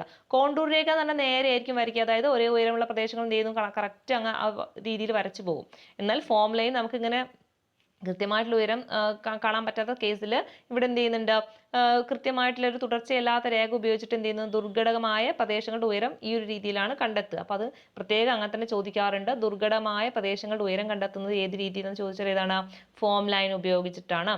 അടുത്തതാണ് സ്പോട്ട് ഹൈറ്റ് അല്ലേ. സ്പോട്ട് ഹൈറ്റ് എന്ന് പറഞ്ഞാൽ എന്താ, പേരിൽ തന്നെ ഉണ്ടല്ലേ, ഏതെങ്കിലും ഒരു സ്പോട്ടിന്റെ ഹൈറ്റ് അല്ലേ, അതായത് ഒരു പ്രത്യേക സ്ഥാനത്തിന്റെ ഉയരം നമുക്ക് കാണിക്കുന്നതിന് വേണ്ടിയിട്ട് എന്ത് ചെയ്യും, ഈ ഒരു ഭൂപടത്തിൽ എന്ത് ചെയ്യും അല്ലേ, ഒരു ബ്ലാക്ക് കളറിൽ എന്ത് ചെയ്യുന്നുണ്ടാവും, ഒരു സംഖ്യ കൂടി ചേർത്തിട്ട് കൊടുത്തിട്ടുണ്ടാവും. ഓക്കെ, അതിനെയാണ് നമ്മൾ സ്പോട്ട് ഹൈറ്റ് എന്ന് പറയുന്നത്. ചിലപ്പം ബ്ലാക്ക് കളർ കൊടുക്കൂല, വെറും ഒരു സംഖ്യ രൂപത്തിൽ കൊടുക്കും സ്പോട്ട് ഹൈറ്റ് എന്ന് പറഞ്ഞിട്ട്. ഓക്കെ, അപ്പൊ അത് എന്താണ്, സ്പോട്ട് ഹൈറ്റ് എന്ന് പറഞ്ഞാൽ എന്താണ്, ഒരു പ്രത്യേക സ്ഥാനത്തിന്റെ അല്ലെ, ഏതെങ്കിലും ഒരു പ്രത്യേക സ്പോട്ട് ചെയ്തിട്ടുള്ള അല്ലെ, സ്പോട്ട് ആയിട്ടുള്ള ഏതെങ്കിലും ഒരു പ്രത്യേക സ്ഥാനത്തിന്റെ ഉയരം കണക്കാക്കുന്നതിന് വേണ്ടിയിട്ടാണ് ഇങ്ങനെ സ്പോട്ട് ഹൈറ്റ് കൊടുക്കുന്നത്. ഓക്കെ, ഒന്നുകിൽ ബ്ലാക്ക് കളറിന്റെ കൂടെ നമ്പേഴ്സ് വെച്ചിട്ടായിരിക്കും അത് കൊടുക്കുക, അല്ലെങ്കിൽ ജസ്റ്റ് ആ നമ്പർ മാത്രമായിരിക്കും കൊടുക്കുക. അതാണ് സ്പോട്ട് ഹൈറ്റ് എന്ന് പറയുന്നത്. ഓക്കെ, അപ്പൊ കോണ്ടൂർ രേഖ എന്ന് പറഞ്ഞാൽ എന്താണ്, ഒരേ സമുദ്രനിരപ്പിൽ നിന്ന് എന്ത് ചെയ്യുന്നുണ്ട്, ഒരേ ഉയരമുള്ള പ്രദേശങ്ങൾ എന്ത് ചെയ്യുക അല്ലെ, ഒരു സാങ്കല്പിക രേഖ വെച്ചിട്ട് അങ്ങനെ യോജിപ്പിച്ച് വരയ്ക്കുന്നതിനെയാണ് കോണ്ടൂർ രേഖ എന്ന് പറയുന്നത്. എന്നാൽ ഫോം ലൈൻ എന്ന് പറഞ്ഞു കഴിഞ്ഞാൽ ദുർഘടമായ അല്ലെ, ഇങ്ങനെ നമുക്ക് കൃത്യമായിട്ട് വരയ്ക്കാൻ പറ്റാത്ത സാഹചര്യം അല്ലെ, ദുർഘടമായ പ്രദേശങ്ങളുടെ ഉയരം ചിത്രീകരിക്കാൻ വേണ്ടിയിട്ട് ഉപയോഗിക്കുന്നതാണ് ഫോം ലൈൻ എന്ന് പറയുന്നത്. ഇവ എന്ത് ചെയ്യും, തുടർച്ചയല്ലാത്ത രേഖകൾ കൊണ്ടാണ് ഇത് ചിത്രീകരിക്കുക. അതും കൂടി ഓർത്ത് വെച്ചേക്കുക. അടുത്തതാണ് സ്പോട്ട് ഹൈറ്റ് എന്ന് പറയുന്നത് അല്ലെ. സ്പോട്ട് ഹൈറ്റ് എന്നല്ല, പേരിൽ തന്നെ ഉണ്ട് സ്പോട്ട് അല്ലെ, ഏതെങ്കിലും ഒരു സ്പോട്ടിന്റെ ഹൈറ്റ് ആണ് ഇവിടെ നോക്കുന്നത്. ഒരു പ്രത്യേക സ്ഥാനത്തിന്റെ ഉയരം മനസ്സിലാക്കാൻ വേണ്ടിയിട്ടാണ് സ്പോട്ട് ഹൈറ്റ് കൊടുക്കുന്നത്. ഒന്നെങ്കിൽ അവിടെ എന്ത് ചെയ്യും, ബ്ലാക്ക് കളറിൽ ഒരു നമ്പേഴ്സ് വെച്ചിട്ടായിരിക്കും കൊടുക്കുക, അല്ലെങ്കിൽ ബ്ലാക്ക് കളർ ഉണ്ടാവില്ല, വെറും നമ്പേഴ്സ് വെച്ചിട്ടാണ് ഇത് സൂചിപ്പിക്കുക. അടുത്ത ഒന്നാണ് ട്രയാങ്കുലേറ്റഡ് ഹൈറ്റ് എന്ന് പറയുന്നത്. എന്താണ് ട്രയാങ്കുലേറ്റഡ് ഹൈറ്റ് എന്ന് പറഞ്ഞാൽ, ട്രിഗണോമെട്രിക്കൽ സർവേ ഉണ്ട്, ഒരു സർവേ ഉണ്ട്, അതായത് ട്രിഗണോമെട്രിക്കൽ സർവേ എന്ന് പറയുന്നത്. അപ്പൊ അത് വെച്ചിട്ട് കണ്ടെത്തിയ സ്ഥലത്തിന്റെ ഉയരം എങ്ങനെയാണ്, ഒരു ത്രികോണാകൃതി അല്ലേ, അതുകൊണ്ടാണ് ആ പേര് ട്രയാങ്കുലേറ്റഡ് ഹൈറ്റ് എന്ന് പറയുന്നത്. അതായത് ത്രികോണാകൃതിയിൽ ആ ഒരു ചിഹ്നത്തിൽ അത് രേഖപ്പെടുത്തിയിട്ടുണ്ടാവും. അതെങ്ങനെയാണ് രേഖപ്പെടുത്തുന്നത് അല്ലേ, അത് വേറെ രീതിയിലുള്ള സർവേ ആണ്, അതിനെയാണ് ട്രിഗണോമെട്രിക്കൽ സർവേ എന്ന് പറയുന്നത്. അപ്പൊ ചോദിക്കാറുണ്ട്, ട്രിഗണോമെട്രിക്കൽ സർവേയിലൂടെ കണ്ടെത്തിയ ഒരു സ്ഥലത്തിന്റെ ഉയരം എങ്ങനെയാണ് സൂചിപ്പിക്കുന്നത് ചോദിച്ചാൽ ത്രികോണാകൃതിയിൽ അല്ലെ, അല്ലെങ്കിൽ ത്രികോണ ചിഹ്നത്തിലായിരിക്കും അത് കാണിക്കുക. അപ്പൊ അതും കൂടി ഓർത്ത് വെച്ചേക്കുക. ദെൻ ലാസ്റ്റ് വൺ ബെഞ്ച് മാർക്കാണ്, വളരെ ഇമ്പോർട്ടൻ്റ് ആണ് ബെഞ്ച് മാർക്ക് എന്ന് പറഞ്ഞാൽ. അതായത് നമ്മുടെ ജലസംഭരണികൾ അതുപോലെ തന്നെ പ്രധാന വലിയ വലിയ കെട്ടിടങ്ങളൊക്കെ ഉണ്ടാവുമല്ലോ, അവയുടെ ഉയരം കാണിക്കാൻ വേണ്ടിയിട്ട് നമ്മൾ BM എന്ന് കൊടുക്കും. ഓക്കെ, BM എന്ന് പറഞ്ഞാൽ എന്താണ്? BM എന്ന് പറഞ്ഞാൽ ബെഞ്ച് മാർക്ക് എന്നാണ്. അതായത് എന്താണ്? ഒരു ജലസംഭരണികൾ അതുപോലെ തന്നെ വലിയ വലിയ എന്തെങ്കിലും കെട്ടിടങ്ങൾ, ഓക്കെ, അതിൻ്റെ ഉയരം കാണിക്കുന്നതിന് വേണ്ടിയിട്ട് അവിടെ എന്ത് കൊടുക്കും? BM എന്ന് കൊടുക്കും. അപ്പം അതും കൂടി ഓർത്ത് വെച്ചേക്കുക. അപ്പോൾ വളരെ ഇമ്പോർട്ടൻ്റ് ആണ്. കോണ്ടൂർ രേഖ എന്താണെന്നും അതുപോലെ തന്നെ ഫോം ലൈൻ എന്താണെന്നും സ്പോട്ട് ഹൈറ്റ് എന്താണെന്നും ട്രയാങ്കുലേറ്റഡ് ഹൈറ്റ് എന്താണെന്നും ബെഞ്ച് മാർക്ക് എന്താണെന്നും ഒക്കെ അറിഞ്ഞിരിക്കണം. ഒരു മാർക്ക് നമുക്ക് എങ്ങനെയെങ്കിലുമൊക്കെ അത് കിട്ടും. ഓക്കെ, ദെൻ അടുത്തത് ഗ്രിഡ് റെഫറൻസ് ആണ്. നമ്മളില്ലേ മുന്നേ പറഞ്ഞു നോർത്തിങ്സ് അതുപോലെ തന്നെ ഈസ്റ്റിങ്സ് എന്നൊക്കെ പറഞ്ഞില്ലേ, ഏത് കളർ കൊണ്ടാണ് സൂചിപ്പിക്കുന്നത്? Grid reference. അതായത് ഗ്രിഡ് റെഫറൻസ് എന്ന് പറയുന്നത് അല്ലേ നമ്മുടെ നോർത്തിങ്സും ഈസ്റ്റിങ്സും ഒക്കെയാണ്. അത് ഏത് കളർ കൊണ്ടാണ്? റെഡ് കളറാണ് അല്ലേ, ചുവന്ന കളർ കൊണ്ടാണ് സൂചിപ്പിക്കുന്നത്. അപ്പോൾ എന്താണ് ഈ ഒരു ഗ്രിഡ് റെഫറൻസ് നോക്കാം. അതായത് നമുക്കറിയാം അല്ലേ, നമുക്ക് ഒരു ഭൂപടത്തിൽ വടക്ക് തെക്ക് ദിശയിൽ വരയ്ക്കുന്ന രേഖകൾ ഉണ്ടാവും, അതുപോലെ തന്നെ കിഴക്ക് പടിഞ്ഞാറ് ദിശയിലും വരയ്ക്കുന്ന രേഖകൾ ഉണ്ടാവും. അപ്പം നിങ്ങൾക്ക് പിക്ചർ കണ്ടാൽ മനസ്സിലാവും. ഒരു ഭൂപടം എടുത്തു കഴിഞ്ഞാൽ ഇവിടെ അല്ലേ വടക്ക് പറഞ്ഞാൽ വടക്കും തെക്കൊക്കെ എല്ലാവർക്കും അറിയില്ലേ, ഇതാണ് വടക്ക് അല്ലേ, മുകളിലുള്ള ഈ ഭാഗം വടക്ക്, താഴെയാണ് എന്ത്? തെക്ക് അല്ലേ. പിന്നെ വടക്കും തെക്കും ഒരുവിധ ആൾക്കാർക്കൊക്കെ അറിയുന്നുണ്ടാവും. കിഴക്കും പടിഞ്ഞാറ് എപ്പോഴും മാറിപ്പോവും. ഇവിടെയാണ് പടിഞ്ഞാറ് കിടക്കുന്നത്, പടിഞ്ഞാറ് ഇവിടെയാണ് കിടക്കുന്നത് അല്ലേ, പടിഞ്ഞാറല്ലേ നമ്മുടെ അറബിക്കടലൊക്കെ കിടക്കുന്നത്.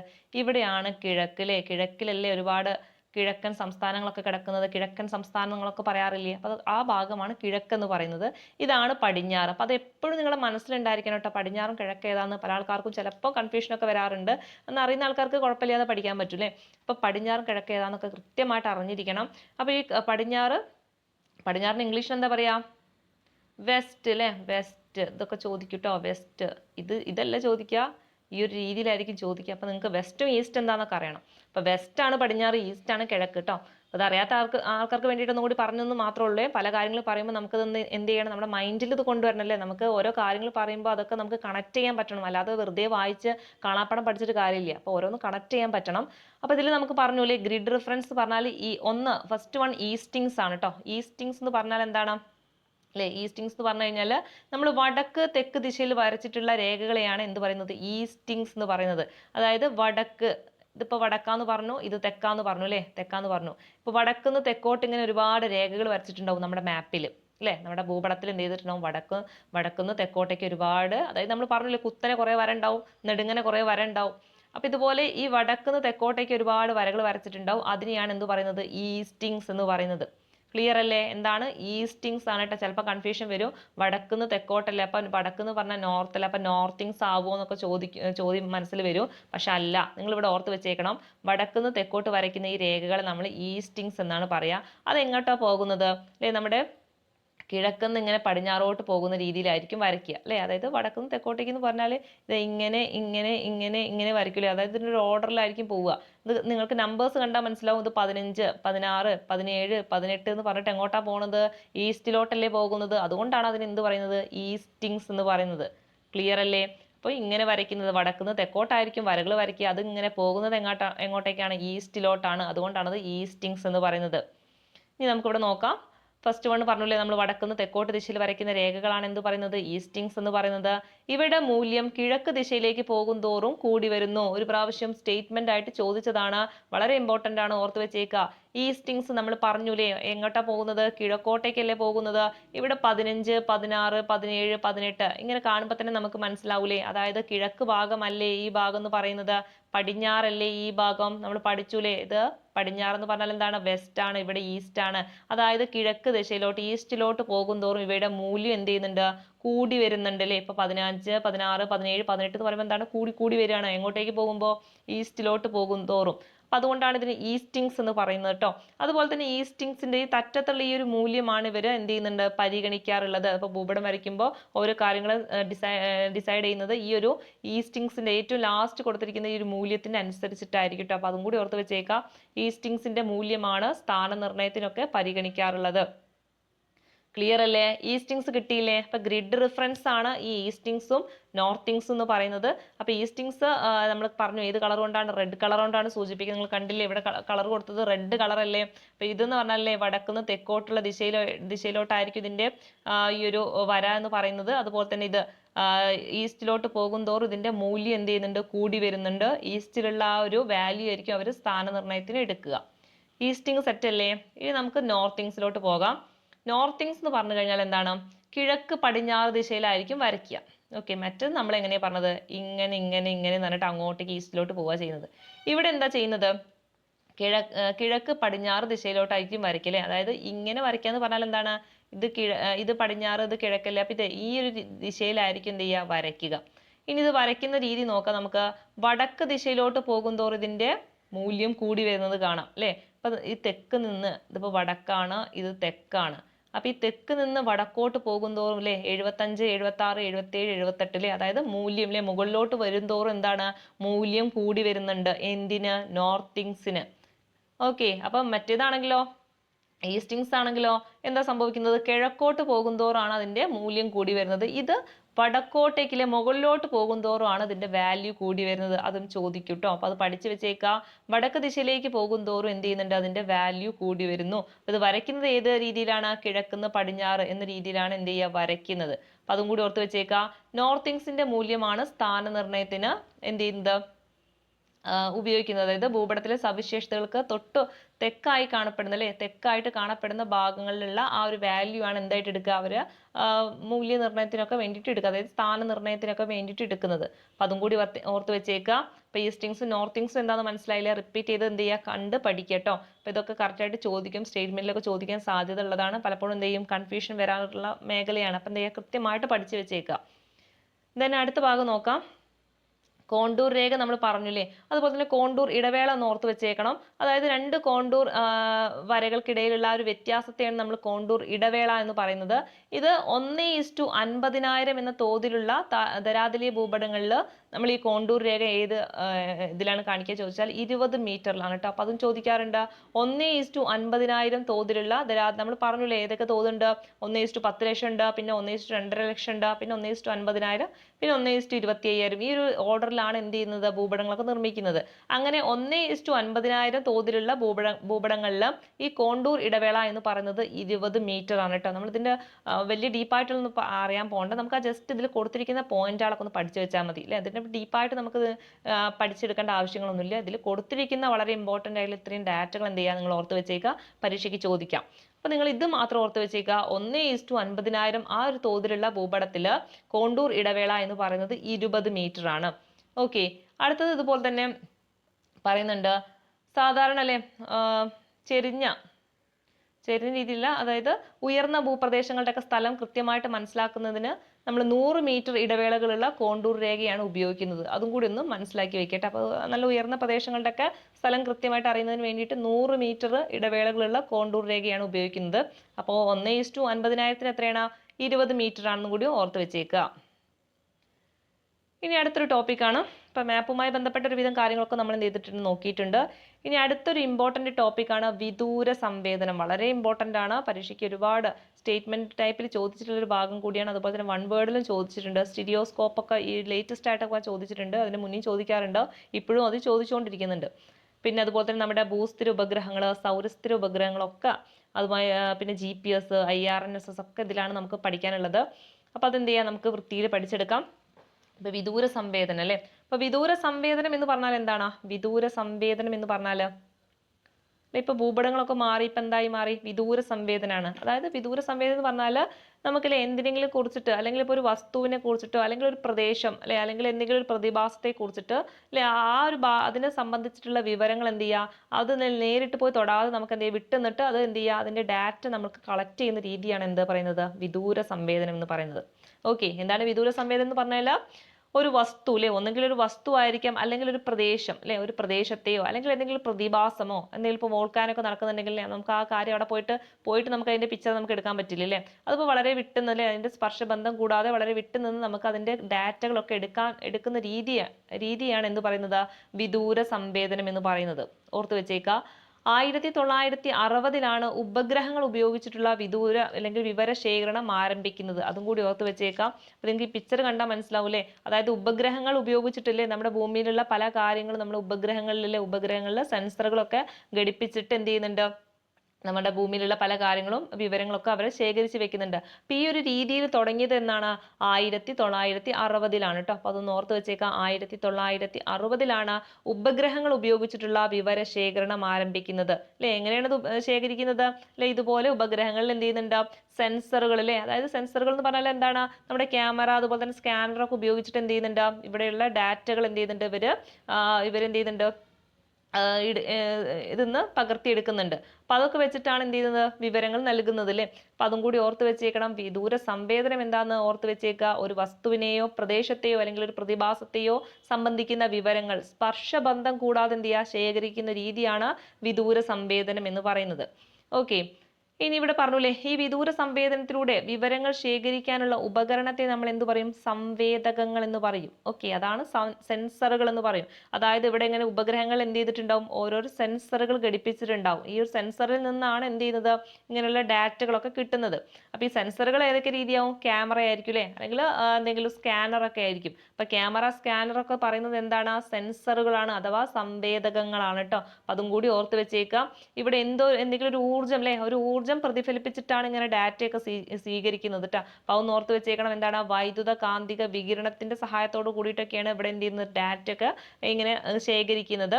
ഇനി ഇവിടെ അല്ലേ രണ്ട് രീതിയിലാണ് ഊർജ്ജത്തെ ഉപയോഗിക്കുന്നത്. ഒന്നെങ്കിൽ സൂര്യപ്രകാശം ഉപയോഗിച്ചിട്ട്, അല്ലെങ്കിൽ എന്തെങ്കിലും കൃത്രിമമായിട്ടുള്ള എന്തെങ്കിലും ഒരു ഊർജ്ജം ഉപയോഗിച്ചിട്ടൊക്കെയാണ് എന്ത് ചെയ്യുന്നത് അല്ലെ, കൃത്രിമമായിട്ടുള്ള എന്തെങ്കിലും പ്രകാശം അല്ലെ, പ്രകാശോർജ്ജമൊക്കെ ഉപയോഗിച്ചിട്ടാണ് ഇങ്ങനെ ഫോട്ടോ ആയിട്ട് എടുക്കുന്നത്. ഓക്കെ, അതായത് വിവരങ്ങൾ അവിടെ നിന്ന് ശേഖരിക്കുന്നത്. അപ്പൊ ഇതുമായി ബന്ധപ്പെട്ടിട്ട് നമുക്ക് രണ്ട് രീതിയിലാണ് വിദൂര സംവേദനം നടത്തുന്നത്. അതായത് ഊർജ്ജ ഉറവിടത്തെ അടിസ്ഥാനമാക്കിയിട്ട് വിദൂര സംവേദനം രണ്ട് രീതിയിലാണ് നടത്തുന്നത്. പരോക്ഷ വിദൂര സംവേദനം ഉണ്ട്, അതുപോലെ തന്നെ പ്രത്യക്ഷ വിദൂര സംവേദനം ഉണ്ട് കേട്ടോ. പഠിക്കാൻ കുറച്ചൊരു കൺഫ്യൂഷൻ ഉള്ള ഭാഗമാണ്. നിങ്ങൾ എന്ത് ചെയ്യുക, മനസ്സിലാക്കി കൃത്യമായിട്ട് പഠിച്ചെടുക്കുക, നോട്ട് എഴുതിയിട്ടൊക്കെ പഠിച്ചെടുക്കുക. ചോദിക്കാറുള്ള ഒരു ഭാഗം കൂടിയാണ് കേട്ടോ. ഓക്കെ, അപ്പൊ എന്താ പറഞ്ഞത്, ഊർജ്ജ ഉറവിടത്തെ അടിസ്ഥാനമാക്കിയിട്ട് രണ്ട് രീതിയിലാണ് വിദൂര സംവേദനം നടത്തുന്നത്. ഒന്ന് പരോക്ഷ വിദൂര സംവേദനം ഉണ്ട്, അതുപോലെ തന്നെ പ്രത്യക്ഷ വിദൂര സംവേദനം ഉണ്ട്. ഓക്കെ, അപ്പൊ വിദൂര സംവേദനം എന്താണെന്ന് മനസ്സിലായില്ലേ?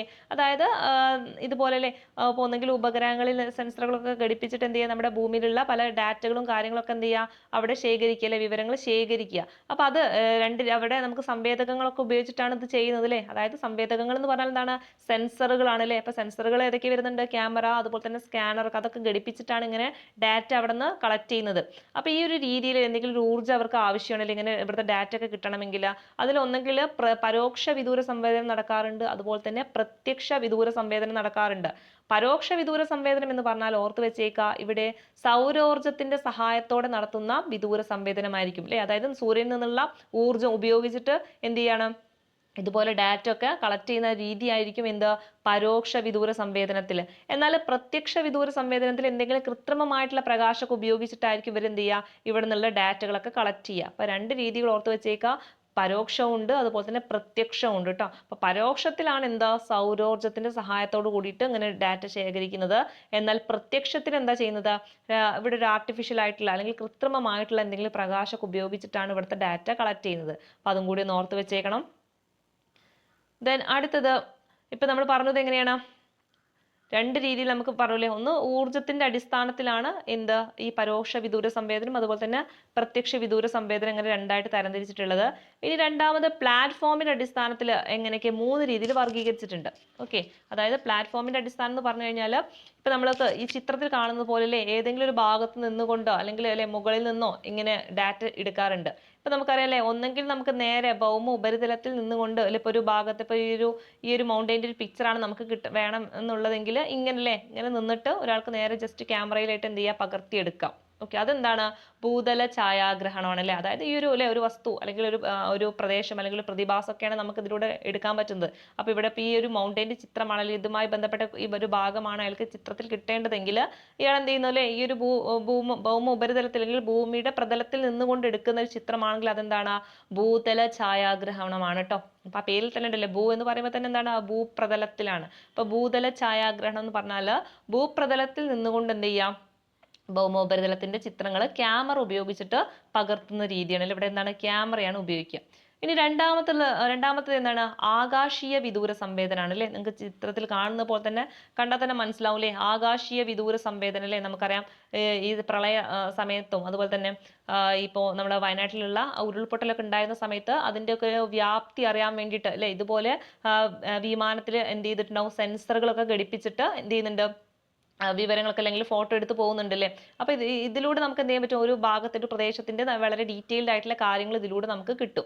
ഓക്കെ, അപ്പൊ അതിന് വേണ്ടിയിട്ടാണ് നമ്മൾ ആകാശീയ വിദൂര സംവേദനം എന്ത് ചെയ്യുന്നത്, ചൂസ് ചെയ്യുന്നത് അല്ലേ. അപ്പൊ നമുക്ക് ഭൂതല ഛായാഗ്രഹണം ആണെങ്കിൽ നമുക്ക് കൃത്യമായിട്ട് പറ്റൂലല്ലേ, നമുക്ക് ഒരുപാട് പരിമിതി ഉണ്ടല്ലേ, നിന്നുകൊണ്ട് നമുക്ക് ഫോട്ടോ എടുക്കാന്ന് പറയുമ്പോൾ ഒരുപാട് പരിമിതികൾ ഉണ്ടല്ലേ. അതായത് ഇത്രയും വ്യാപിച്ച് കിടക്കുന്ന ഒരു ഇപ്പൊ ദുരന്തമൊക്കെ ആണെങ്കിൽ, ഇപ്പൊ നമ്മുടെ ചൂരൽമലയിൽ ഉൾപ്പെട്ടലൊക്കെ ആണെങ്കിൽ നമുക്ക് ഒരുപാട് കാര്യങ്ങൾ, നമുക്ക് ഒരുപാട് സ്ഥലങ്ങൾ നമുക്ക് എന്ത് ചെയ്യണം, നമ്മുടെ ഡാറ്റ കിട്ടേണ്ടതുണ്ട് അല്ലേ. അപ്പൊ അങ്ങനത്തെ കേസിലൊക്കെ നമുക്ക് എന്ത് ചെയ്യാൻ പറ്റും, ഇങ്ങനെ വിമാനത്തിൽ ഇതുപോലെ സെൻസറുകളിലെ നമ്മുടെ ക്യാമറ ഒക്കെ ഘടിപ്പിച്ചിട്ട് എന്ത് ചെയ്യാൻ പറ്റും, ഇതുപോലെ ഫോട്ടോ എടുത്തു കഴിഞ്ഞാൽ നമുക്ക് ആ ഒരു പ്രദേശത്തിന്റെ മൊത്തം അല്ലെ, ആ ഒരു ചെറിയൊരു പ്രദേശത്തിന്റെ മൊത്തം വിസ്തൃതി നമുക്ക് അതിലൂടെ എടുക്കാനായിട്ട് പറ്റും. അപ്പൊ ആ രീതിയിലുള്ളതാണ് എന്താ, ആകാശീയ വിദൂര സംവേദനം അല്ലെ. അതായത് ആകാശത്തിൽ നിന്നും കണ്ട് എന്ത് ചെയ്യുക, ഇങ്ങനെ വിമാനത്തിന്റെ സഹായത്തോട് കൂടിയിട്ട് ഫോട്ടോ എടുക്കുന്ന രീതിയാണ് ആകാശീയ വിദൂര സംവേദനം.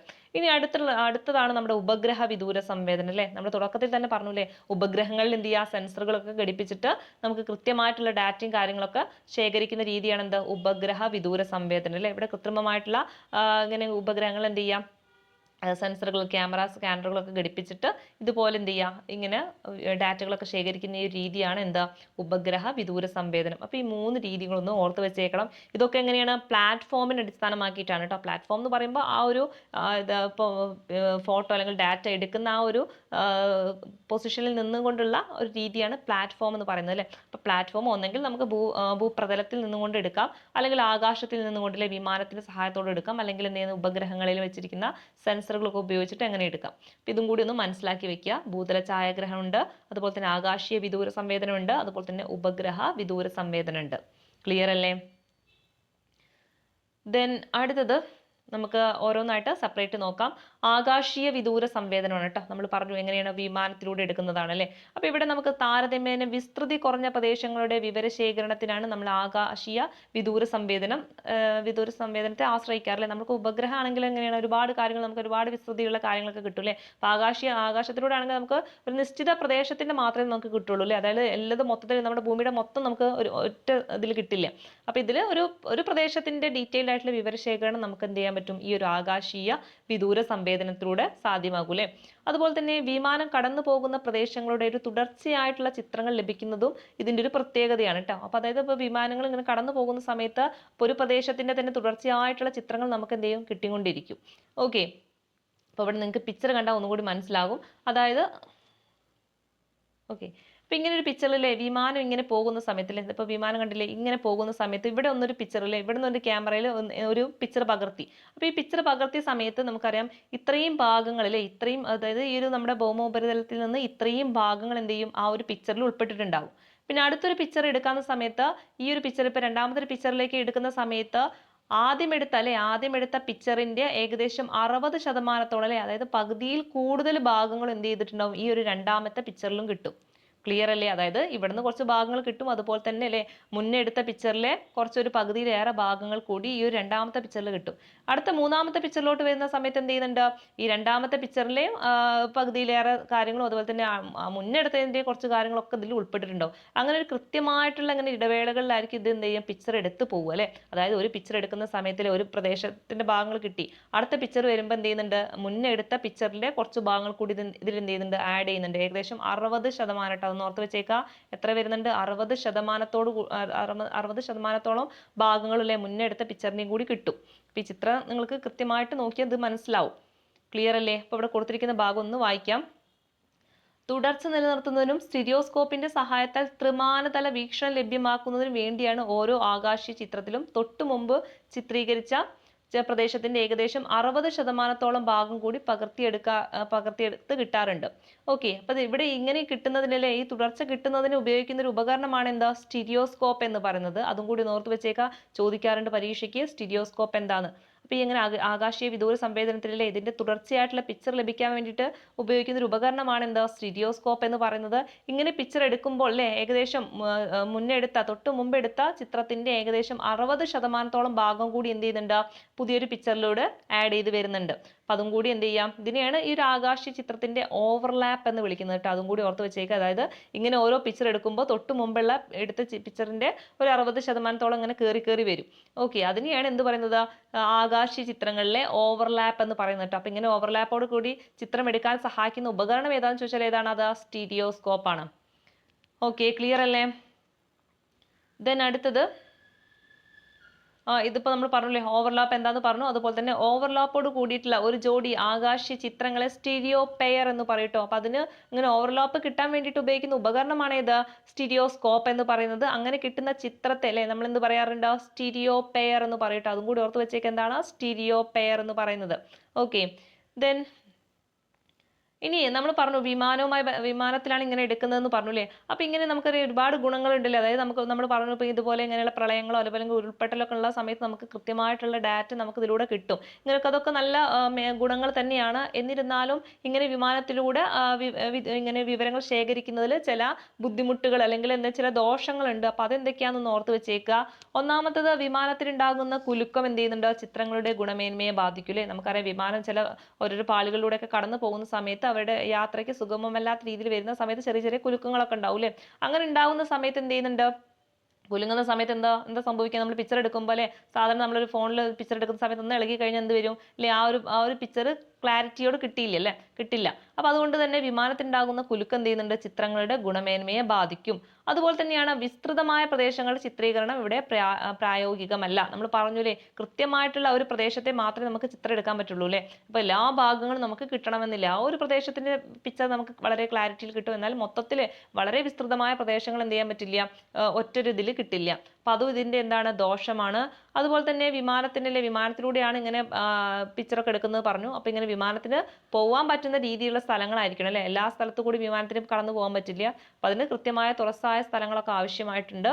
അതുപോലെ തന്നെ ഇങ്ങനെ അല്ലെ ഇടയ്ക്കിടയ്ക്ക് ഇങ്ങനെ വിമാനങ്ങൾ ഇങ്ങനെ പോകുന്ന സമയത്ത് ഇവയ്ക്ക് ഇന്ധനം നിറയ്ക്കാനും അതിനൊക്കെ വേണ്ടിയിട്ട് എന്ത് ചെയ്യേണ്ടി വരും, ഇടയ്ക്കിടയ്ക്ക് താഴത്തോട്ട് ഇറക്കേണ്ടി വരും. അപ്പൊ അതൊക്കെ എന്താണ്, ചെലവ് കൂടുതലാണ്. അപ്പൊ ഇതൊക്കെയാണ് ഇതിന്റെ ഒരു ദോഷങ്ങൾ എന്ന് പറയുന്നത്. ദോഷം എന്നുമായിട്ട് പറയാനില്ല, ചെറിയ ചെറിയ മേന്മകൾ മാത്രമാണ് കേട്ടത്. അപ്പൊ അത് ഇതിനേക്കാളും കൂടുതൽ എന്താണ്, ഇതിന്റെ ഗുണങ്ങൾ തന്നെയാണ്. അപ്പൊ അത് മനസ്സിലാക്കി വെക്കുക.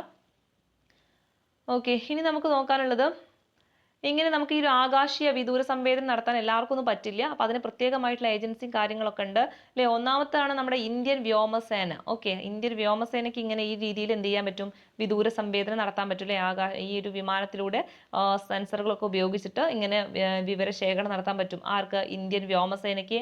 അതുപോലെ തന്നെ എയ്റോസ്പേസ് കമ്പനിക്ക് അല്ലെ, നമ്മുടെ കൊൽക്കത്ത ആസ്ഥാനമായുള്ള പ്രത്യേകം എടുത്തു പറഞ്ഞിട്ടുണ്ട്. അതുകൊണ്ട് പഠിച്ചു വെച്ചേക്കുക.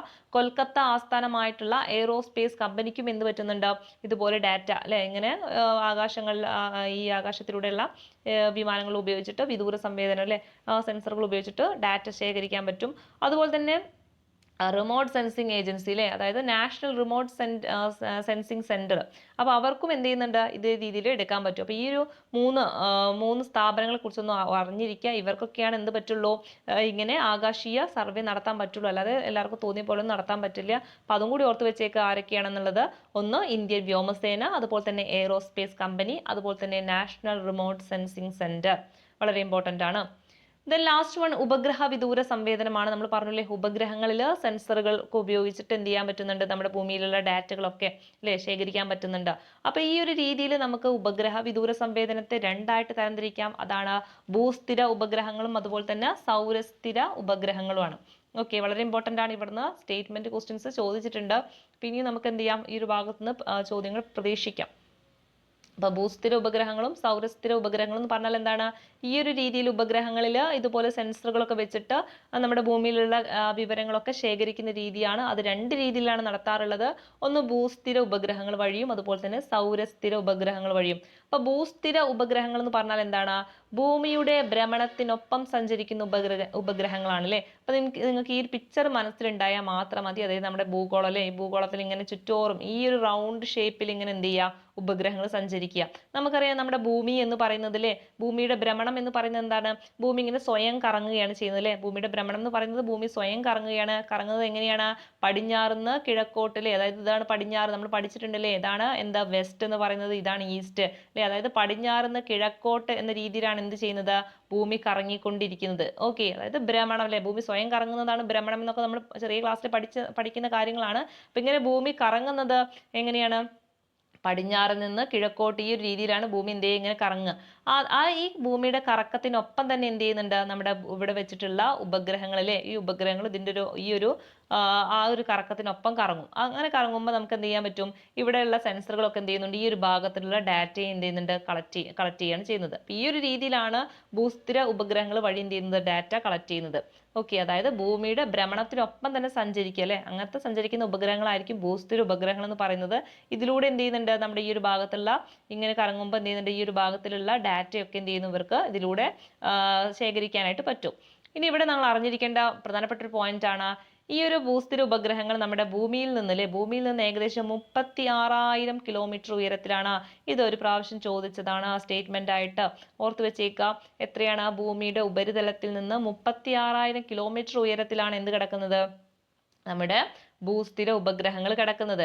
അതുപോലെ തന്നെ ഇങ്ങനെ നമുക്കറിയാം ഈ ഒരു ഭാഗം മാത്രമാണ് നമ്മുടെ ഡാറ്റ അല്ലെ, ആ ഒരു ഭാഗത്തെ ഡാറ്റ മാത്രമേ നമുക്ക് കിട്ടുള്ളൂ. അതുകൊണ്ട് തന്നെ 1/3 ഭാഗം എന്ത് ചെയ്യുന്നുണ്ട്? ഇവരുടെ നിരീക്ഷണ പരിധിയിൽ വരും അല്ലെ. അതായത് ഇപ്പൊ ഭൂമി കറങ്ങുമ്പോൾ ഈ ഒരു രീതിയിൽ മാത്രമല്ലേ നമ്മുടെ ഈ ഒരു ഉപഗ്രഹം ഇതുപോലെ കറങ്ങുള്ളൂ. അതുകൊണ്ട് നമുക്ക് ഈ ഒരു ഭാഗത്തെ ഡാറ്റയും അതുപോലെ തന്നെ ഈ ഒരു ഭാഗത്തെ ഡാറ്റയും നമുക്ക് കിട്ടൂല അല്ലെ. അതായത് ഈ ഒരു സെൻട്രൽ ഭാഗത്തുള്ള ഡാറ്റ മാത്രമേ കിട്ടുള്ളൂ. അപ്പോൾ എന്ത് ചെയ്യുന്നുണ്ട്? 1/3 ഭാഗം ഡാറ്റ മാത്രമേ എന്ത് ചെയ്യുന്നു ഈ ഒരു നിരീക്ഷണ പരിധിയിൽ വരുന്നുള്ളൂ. അതുപോലെ തന്നെ ഓർത്തിരിക്കുക, ഭൂമിയുടെ ഉപരിതലത്തിൽ നിന്ന് ഏകദേശം 36,000 കിലോമീറ്റർ ഉയരത്തിലാണ് എന്ത് കിടക്കുന്നത്? ഭൂസ്ഥിര ഉപഗ്രഹങ്ങൾ കിടക്കുന്നത്. ഭൂമിയുടെ 1/3 ഭാഗം മാത്രമാണ് എന്ത് നിരീക്ഷണ പരിധിയിൽ വരുന്നത്. അതുപോലെ തന്നെ എപ്പോഴും ഒരു പ്രദേശത്തെ അഭിമുഖീകരിച്ചിട്ടായിരിക്കും ഇത് നിലകൊള്ളുക അല്ലേ. നമുക്കറിയാം ഈ ഒരു ഭൂമി ഭ്രമണം ചെയ്തുകൊണ്ടിരിക്കില്ലേ, അതുകൊണ്ട് ഈ ഉപഗ്രഹങ്ങളും അതിന്റെ കൂടെ തന്നെ പോകുന്നുണ്ട്. അപ്പൊ അതുകൊണ്ട് തന്നെ ഒരു പ്രദേശത്തിന്റെ അല്ലെ, ഒരു പ്രദേശം മാത്രം എനിക്ക് എപ്പോഴും ഇങ്ങനെ കിട്ടിക്കൊണ്ടിരിക്കുക. അപ്പൊ അതും ഇതിൽ ഓർത്ത് വെച്ചേക്കേണ്ട കാര്യമാണ്. ഇനി ഇത് പ്രധാനമായിട്ട് ഉപയോഗിക്കുന്നത്, ഈ ഒരു ഭൂസ്ഥിര ഉപഗ്രഹങ്ങൾ ഉപയോഗിക്കുന്നത് വാർത്താവിനിമയത്തിനും അതുപോലെ തന്നെ ദിനാന്തരീക്ഷ സ്ഥിതി മനസ്സിലാക്കാൻ വേണ്ടിയിട്ടാണ്. അതും ചോദിക്കാം. അപ്പൊ വാർത്താവിനിമയത്തിന് അല്ലെ, നമ്മുടെ വാർത്താവിനിമയത്തിനും അതുപോലെ തന്നെ നമ്മുടെ അന്തരീക്ഷ സ്ഥിതിയൊക്കെ മനസ്സിലാക്കാൻ ഉപയോഗിക്കുന്നത് ഈ ഒരു ഭൂസ്ഥിര ഉപഗ്രഹങ്ങൾ വഴിയാണ്. ഇനി വളരെ ഇമ്പോർട്ടന്റ് ആണ്, ഭൂസ്ഥിര ഉപഗ്രഹങ്ങൾക്ക് ഉദാഹരണം ചോദിച്ചാൽ അതേതാണ്? ഇൻസാറ്റ് ഉപഗ്രഹങ്ങളാണ്. അതും ചോദിച്ചിട്ടുള്ളതാണ് സ്റ്റേറ്റ്മെന്റിൽ. ഇൻസാറ്റ് ഉപഗ്രഹങ്ങൾ ഏതിന്റെയാണ്? ഭൂസ്ഥിര ഉപഗ്രഹത്തിൻ്റെതാണ് കേട്ടോ. അപ്പൊ ഭൂസ്ഥിര ഉപഗ്രഹം എന്ന് പറഞ്ഞാൽ എന്താണ് അല്ലെ? വളരെ സിമ്പിൾ ആയിട്ട് പറഞ്ഞാൽ ഭൂസ്ഥിര. അപ്പൊ ഭൂ എന്ന് പറയുമ്പോൾ തന്നെ നമ്മുടെ ഭൂമിയുടെ ഭ്രമണത്തിലാണ്. ഓക്കെ, ഭൂമിയുടെ ഭ്രമണത്തിനൊപ്പം സഞ്ചരിക്കുന്ന ഉപഗ്രഹങ്ങളായിരിക്കും ഇവ എന്ന് പറയുന്നത്. നമ്മുടെ ഭൂമിയിൽ നിന്ന് ഏകദേശം 36,000 കിലോമീറ്റർ ഉയരത്തിലായിരിക്കും. അതുപോലെ തന്നെ ഇങ്ങനെ ഭൂമിയുടെ ഭ്രമണത്തിനൊപ്പമാണ് കറങ്ങുന്നത് കൊണ്ട് തന്നെ ഇത് നമുക്ക് മൊത്തം ഡാറ്റ കിട്ടില്ല. അതായത് 1/3 ഭൂമിയുടെ 1/3 ഡാറ്റ മാത്രമേ കിട്ടുള്ളൂ. അതുപോലെ തന്നെ ഒരു പ്രദേശത്തെ എപ്പോഴും അഭിമുഖീകരിച്ചിട്ടായിരിക്കും ഇവർ എന്ത് ചെയ്യുക? സഞ്ചരിച്ചുകൊണ്ടിരിക്കുക. അതുകൊണ്ട് ആ ഒരു പ്രദേശത്തെ ഡാറ്റ ആയിരിക്കും നമുക്ക് കൃത്യമായിട്ട് കിട്ടുക. പിന്നെയുള്ളത് നമുക്കല്ലേ, അതായത് ഒരു പ്രദേശത്തിന്റെ, അതുകൊണ്ട് തന്നെ ഒരു പ്രദേശത്തിന്റെ സ്ഥിരമായിട്ടുള്ള വിവരശേഖരണത്തിന് എന്ത് ചെയ്യും? ഇത് സഹായിക്കും. അതുപോലെ തന്നെ ഒന്നാണ് നമുക്കിത് എന്തിനൊക്കെ വേണ്ടിയിട്ടാണ് ഉപയോഗിക്കുന്നത് ചോദിച്ചു കഴിഞ്ഞാൽ വാർത്താവിനിമയത്തിനും അതുപോലെ തന്നെ നമ്മുടെ അന്തരീക്ഷ സ്ഥിതി മനസ്സിലാക്കാനുമാണ്. ഇതിൽ ഇമ്പോർട്ടന്റ് ആയിട്ടുള്ള ഉദാഹരണം എന്ന് ചോദിച്ചാൽ അത് ഇൻസാറ്റ് ആണ്. ക്ലിയർ അല്ലേ? ദെൻ അടുത്തത് സൗരസ്ഥിര ഉപഗ്രഹങ്ങളാണ്. സൗരസ്ഥിര ഉപഗ്രഹങ്ങൾ എന്ന് പറഞ്ഞാൽ ഇതിന്റെ നേരെ ഓപ്പോസിറ്റ് ആണ്. നമുക്ക് ഇത്രയും വിവരങ്ങൾ മാത്രം കിട്ടിയാൽ പോരല്ലോ, ഇനി ഇവിടെയും ഇല്ലേ വിവരങ്ങൾ. അപ്പൊ ഇവിടുത്തെ ഡാറ്റ കിട്ടാൻ വേണ്ടിയിട്ടാണ് നമ്മുടെ സൗരസ്ഥിര ഉപഗ്രഹങ്ങൾ ഉപയോഗിക്കുന്നത്. ഓക്കെ, സൗരസ്ഥിര ഉപഗ്രഹങ്ങൾ അല്ലെ, അതായത് ധ്രുവങ്ങൾക്ക് മുകളിലൂടെ ഭൂമിയെ വലം വെക്കുന്ന ഉപഗ്രഹങ്ങളാണ് ഇത് സൗരസ്ഥിര ഉപഗ്രഹങ്ങൾ എന്ന് പറയുന്നത് അല്ലെ. അപ്പൊ അവിടെ നിന്ന് കിട്ടാത്ത ഡാറ്റ നമുക്ക് എന്ത് ചെയ്യാം? ഇവിടെ നിന്ന് കിട്ടൂലേ. അതായത് ധ്രുവങ്ങളിലൂടെയാണ് സഞ്ചരിക്കുന്നത്. ഈ രണ്ടിലെ, ഈ അപ്പുറത്തെ സൈഡും ഈ ഒരു സൈഡത്തെ എല്ലാ ഡാറ്റയും എന്ത് ചെയ്യും? ഇതിലൂടെ, ഈ ഒരു സൗരസ്ഥിര ഉപഗ്രഹങ്ങളിലൂടെ കിട്ടും.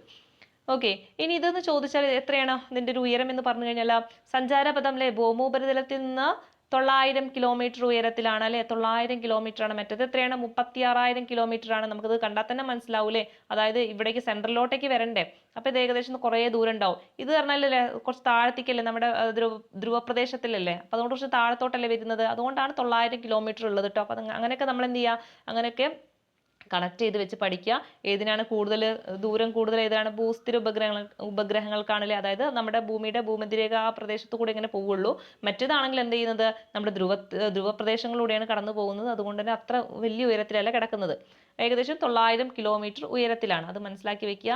ഇനി ഇവയ്ക്ക് എന്താണ് കുറഞ്ഞ നിരീക്ഷണ പരിധിയെ വരുന്നുള്ളൂ കേട്ടോ. അപ്പൊ അതും കൂടി ഓർത്ത് വെച്ചേക്ക്. എത്രയാണ്? കുറഞ്ഞ നിരീക്ഷണ പരിധി മാത്രമേ ഇതിലൂടെ കിട്ടുകയുള്ളൂ. അതുപോലെ തന്നെ കൃത്യമായ ഇടവേളകളിൽ ഒരു പ്രദേശത്തിന്റെ ആവർത്തിച്ചുള്ള വിവരശേഖരണം കിട്ടും. ഓക്കെ, അപ്പൊ ഇങ്ങനെ സഞ്ചരിക്കുന്നതോട് കൂടിയിട്ട് എന്ത് ചെയ്യുന്നുണ്ട്, ഈ ഒരു ഷേപ്പിൽ സഞ്ചരിക്കുന്നതോട് കൂടിയിട്ട് നമുക്കൊരു കൃത്യമായ ഇടവേളകളിൽ എന്ത് ചെയ്യാം, ഒരു പ്രദേശത്തിന്റെ ആവർത്തിച്ചിട്ടുള്ള വിവരശേഖരണം സാധ്യമാകുന്നുണ്ട്. അപ്പൊ അതും ഒരു ക്വസ്റ്റ്യൻ ആണ്. എന്താ, ഒരു പ്രദേശത്തിന്റെ ആവർത്തിച്ചിട്ടുള്ള വിവരശേഖരണം കിട്ടുന്നത് ഏതിലാണ്? സൗരസ്ഥിര ഉപഗ്രഹങ്ങളിലാണ്. ഇവിടെ പ്രധാനമായിട്ടും നമ്മുടെ പ്രകൃതി വിഭവങ്ങൾ, ഭൂവിനിയോഗം, ഭൂഗർഭജലം, അതുമായി ബന്ധപ്പെട്ടിട്ടുള്ള വിവരശേഖരണമാണ് നടക്കുന്നത്. എന്നാൽ വാർത്താവിനിമയം, ദിനാന്തരീക്ഷ സ്ഥിതിയൊക്കെ നോക്കുന്ന ഏതാണ്? ഭൂസ്ഥിര ഉപഗ്രഹങ്ങളാണ്. ഇവിടെ എന്താണ്, പ്രകൃതി വിഭവങ്ങളിലെ അതുപോലെ തന്നെ ഭൂവിനിയോഗം അങ്ങനത്തെ കാര്യങ്ങളൊക്കെയാണ് എന്തിൽ ചെയ്യുന്നത്, ഈ ഒരു ഭാഗത്ത് ചെയ്യുന്നത്. ഓക്കെ, ഇനി അടുത്തത് വിദൂര സംവേദനത്തിന് മുഖ്യമായി എന്താണ് ഉപയോഗിക്കുന്നത്? ഈ ഒരു ഉപഗ്രഹങ്ങളാണ് പ്രയോജനപ്പെടുത്തുന്നത്. ഇതിനുള്ള ഉദാഹരണം ചോദിച്ചാൽ IRS-ഉം ലാൻഡ്സാറ്റ് ആണോ, അതും കൂടി ഓർത്ത് വെച്ചേക്കുക. ഇൻസാറ്റ് എന്ന് പറഞ്ഞാൽ ഏതാണ്? ഭൂസ്ഥിര ഉപഗ്രഹങ്ങളാണ് അല്ലെ. IRS-ഉം ലാൻഡ്സാറ്റും ഏതിന് ഉദാഹരണമാണ്? നമ്മുടെ സൗരസ്ഥിര ഉപഗ്രഹങ്ങൾക്ക് ഉദാഹരണമാണ്. ക്ലിയർ അല്ലേ? അപ്പൊ ഭൂസ്ഥിരം സൗരസ്ഥിരം കൃത്യമായിട്ട് പഠിച്ചു വെച്ചേക്കുക. സ്റ്റേറ്റ്മെന്റ് ക്വസ്റ്റ്യൻ ഒക്കെ നമുക്ക് ഇനിയും എന്ത് ചെയ്യാം, പ്രതീക്ഷിക്കാം. ഓക്കെ, നിങ്ങൾ കൃത്യമായിട്ട് നോട്ട് എഴുതിയിട്ട് ഓരോരോ പോയിന്റ് ആയിട്ട് ഷോർട്ട് നോട്ടായിട്ട് എഴുതി വെക്കട്ടെ. അങ്ങനെ ഓരോ ഉദാഹരണമൊക്കെ ജസ്റ്റ് ഇൻസാറ്റ്, അതുപോലെ തന്നെ ഇപ്പുറത്ത് IRS, ലാൻഡ്സാറ്റ് അങ്ങനെയൊക്കെ എഴുതി വെച്ചിട്ട് പഠിക്കട്ടോ. വീണ്ടും പരീക്ഷ ആകുമ്പോൾ അല്ലെങ്കിൽ റിവൈസ് ചെയ്യുമ്പോൾ നമുക്ക് എന്ത് ചെയ്യാം, ഒന്നും കൂടി റിവൈസ് ചെയ്ത് പഠിക്കുക. ഈ രീതിയിൽ തന്നെ പഠിച്ചാൽ നമുക്ക് പല കാര്യങ്ങളും എന്ത് ചെയ്യും, നമ്മുടെ മെമ്മറിയിൽ നിൽക്കുകയുള്ളൂ. ദെൻ ഇവിടെ നമുക്ക് അറിയേണ്ട 2 പോയിന്റുകളാണ്. സ്പെക്ട്രൽ സിഗ്നേച്ചർ എന്താണ്, അതുപോലെ തന്നെ ഉപഗ്രഹ സാറ്റലൈറ്റ് ഇമേജ് സ്പെഷ്യൽ റെസൊല്യൂഷൻ എന്താണെന്നൊക്കെ ഒന്ന് ജസ്റ്റ് ഒന്ന് പറഞ്ഞു വെക്കാം, ഒന്ന് വായിച്ചു വെച്ചേക്കട്ടോ. അതായത് സ്പെക്ട്രൽ സിഗ്നേച്ചർ എന്ന് പറഞ്ഞാൽ ഓരോ വസ്തുവും പ്രതിഫലിപ്പിക്കുന്ന ഊർജത്തിന്റെ അളവാണ് എന്താ, ആ വസ്തുവിന്റെ സ്പെക്ട്രൽ സിഗ്നേച്ചർ എന്ന് പറയുന്നത്. ഓക്കെ, എന്താണ്, ഓരോ വസ്തുവും പ്രതിഫലിപ്പിക്കുന്ന ഊർജത്തിന്റെ ഒരു അളവ്. നമ്മൾ പറഞ്ഞു ഒരു ഊർജ്ജം ഉപയോഗിച്ചിട്ട് നമുക്ക് ഇങ്ങനെ ചിത്രങ്ങൾ എടുക്കാൻ പറ്റുള്ളൂ അല്ലെ. അപ്പോൾ ഓരോ വസ്തുവും പ്രതിഫലിപ്പിക്കുന്ന ഊർജത്തിന്റെ അളവാണ് എന്താ, ആ വസ്തുവിന്റെ സ്പെക്ട്രൽ സിഗ്നേച്ചർ എന്ന് പറയുന്നത്.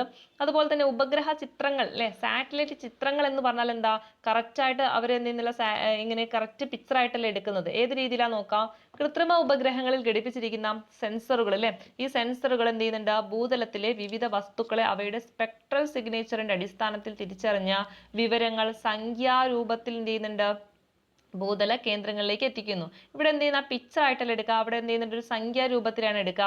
അത് പിന്നീട് എന്ത് ചെയ്യുന്നുണ്ട്, കമ്പ്യൂട്ടറിന്റെ സഹായത്തോട് കൂടിയിട്ട് അത് എന്തിലേക്ക് മാറ്റുകയാണ് ചെയ്യുന്നത്, പിക്ചർ രൂപത്തിലേക്ക് മാറ്റാണ് ചെയ്യുന്നത്. അങ്ങനെ കിട്ടുന്നതാണ് ഇന്ന് കാണുന്ന നമ്മുടെ സാറ്റലൈറ്റ് ഇമേജുകൾ എന്ന് പറയുന്നത് അല്ലെ, അതായത് ഉപഗ്രഹ ചിത്രങ്ങൾ എന്ന് പറയുന്നത്. കറക്റ്റ് പിക്ചറിന്റെ രൂപത്തിലായിരിക്കില്ല അത് കിട്ടുക. അതെങ്ങനെയാണ്, ഈ ഒരു സ്പെക്ട്രൽ സിഗ്നേച്ചർ വഴി എന്ത് ചെയ്യുന്നുണ്ട്, കറക്റ്റ് അവരുടെ ഡാറ്റ ആയിട്ടില്ല അല്ലെങ്കിൽ ഒരു സംഖ്യാരൂപത്തിലായിരിക്കും കിട്ടുക. അതിനെന്ത് ചെയ്യുന്നുണ്ട്, കമ്പ്യൂട്ടറിന്റെ സഹായത്തോട് കൂടിയിട്ട് അതൊരു പിക്ചറിലേക്ക് മാറ്റുകയാണ് ചെയ്യുന്നത്. അതാണ് നമ്മുടെ സാറ്റലൈറ്റ് ഇമേജ് എന്ന് പറയുന്നത്. ഇനി ഉപഗ്രഹങ്ങളിൽ ഘടിപ്പിച്ചിട്ടുള്ള ഒരു സെൻസറിനെ തിരിച്ചറിയാൻ സാധിക്കുന്ന ഭൂതലത്തിലെ ഏറ്റവും ചെറിയ വസ്തുവിന്റെ വലുപ്പമാണ് അതിന്റെ സ്പെഷ്യൽ റെസൊല്യൂഷൻ എന്ന് പറയുന്നത്. അപ്പൊ അതും കൂടി ഓർത്ത് വെച്ചേക്കുക. അതായത് ഏറ്റവും ചെറിയ പിക്ചർ അല്ലേ, അതായത് ഏറ്റവും ചെറിയ പിക്ചറിന്റെ ആ ഒരു വലിപ്പത്തിനെയാണ് എന്ന് പറയുന്നത് നമ്മുടെ സ്പെഷ്യൽ റെസൊല്യൂഷൻ എന്ന് പറയുന്നത്. അപ്പൊ അതും കൂടി എന്ത് ചെയ്യുക, ഓർത്ത് വെച്ചേക്കുക. ദെൻ ലാസ്റ്റ് നമുക്ക് ഇനി പറയാനുള്ളത്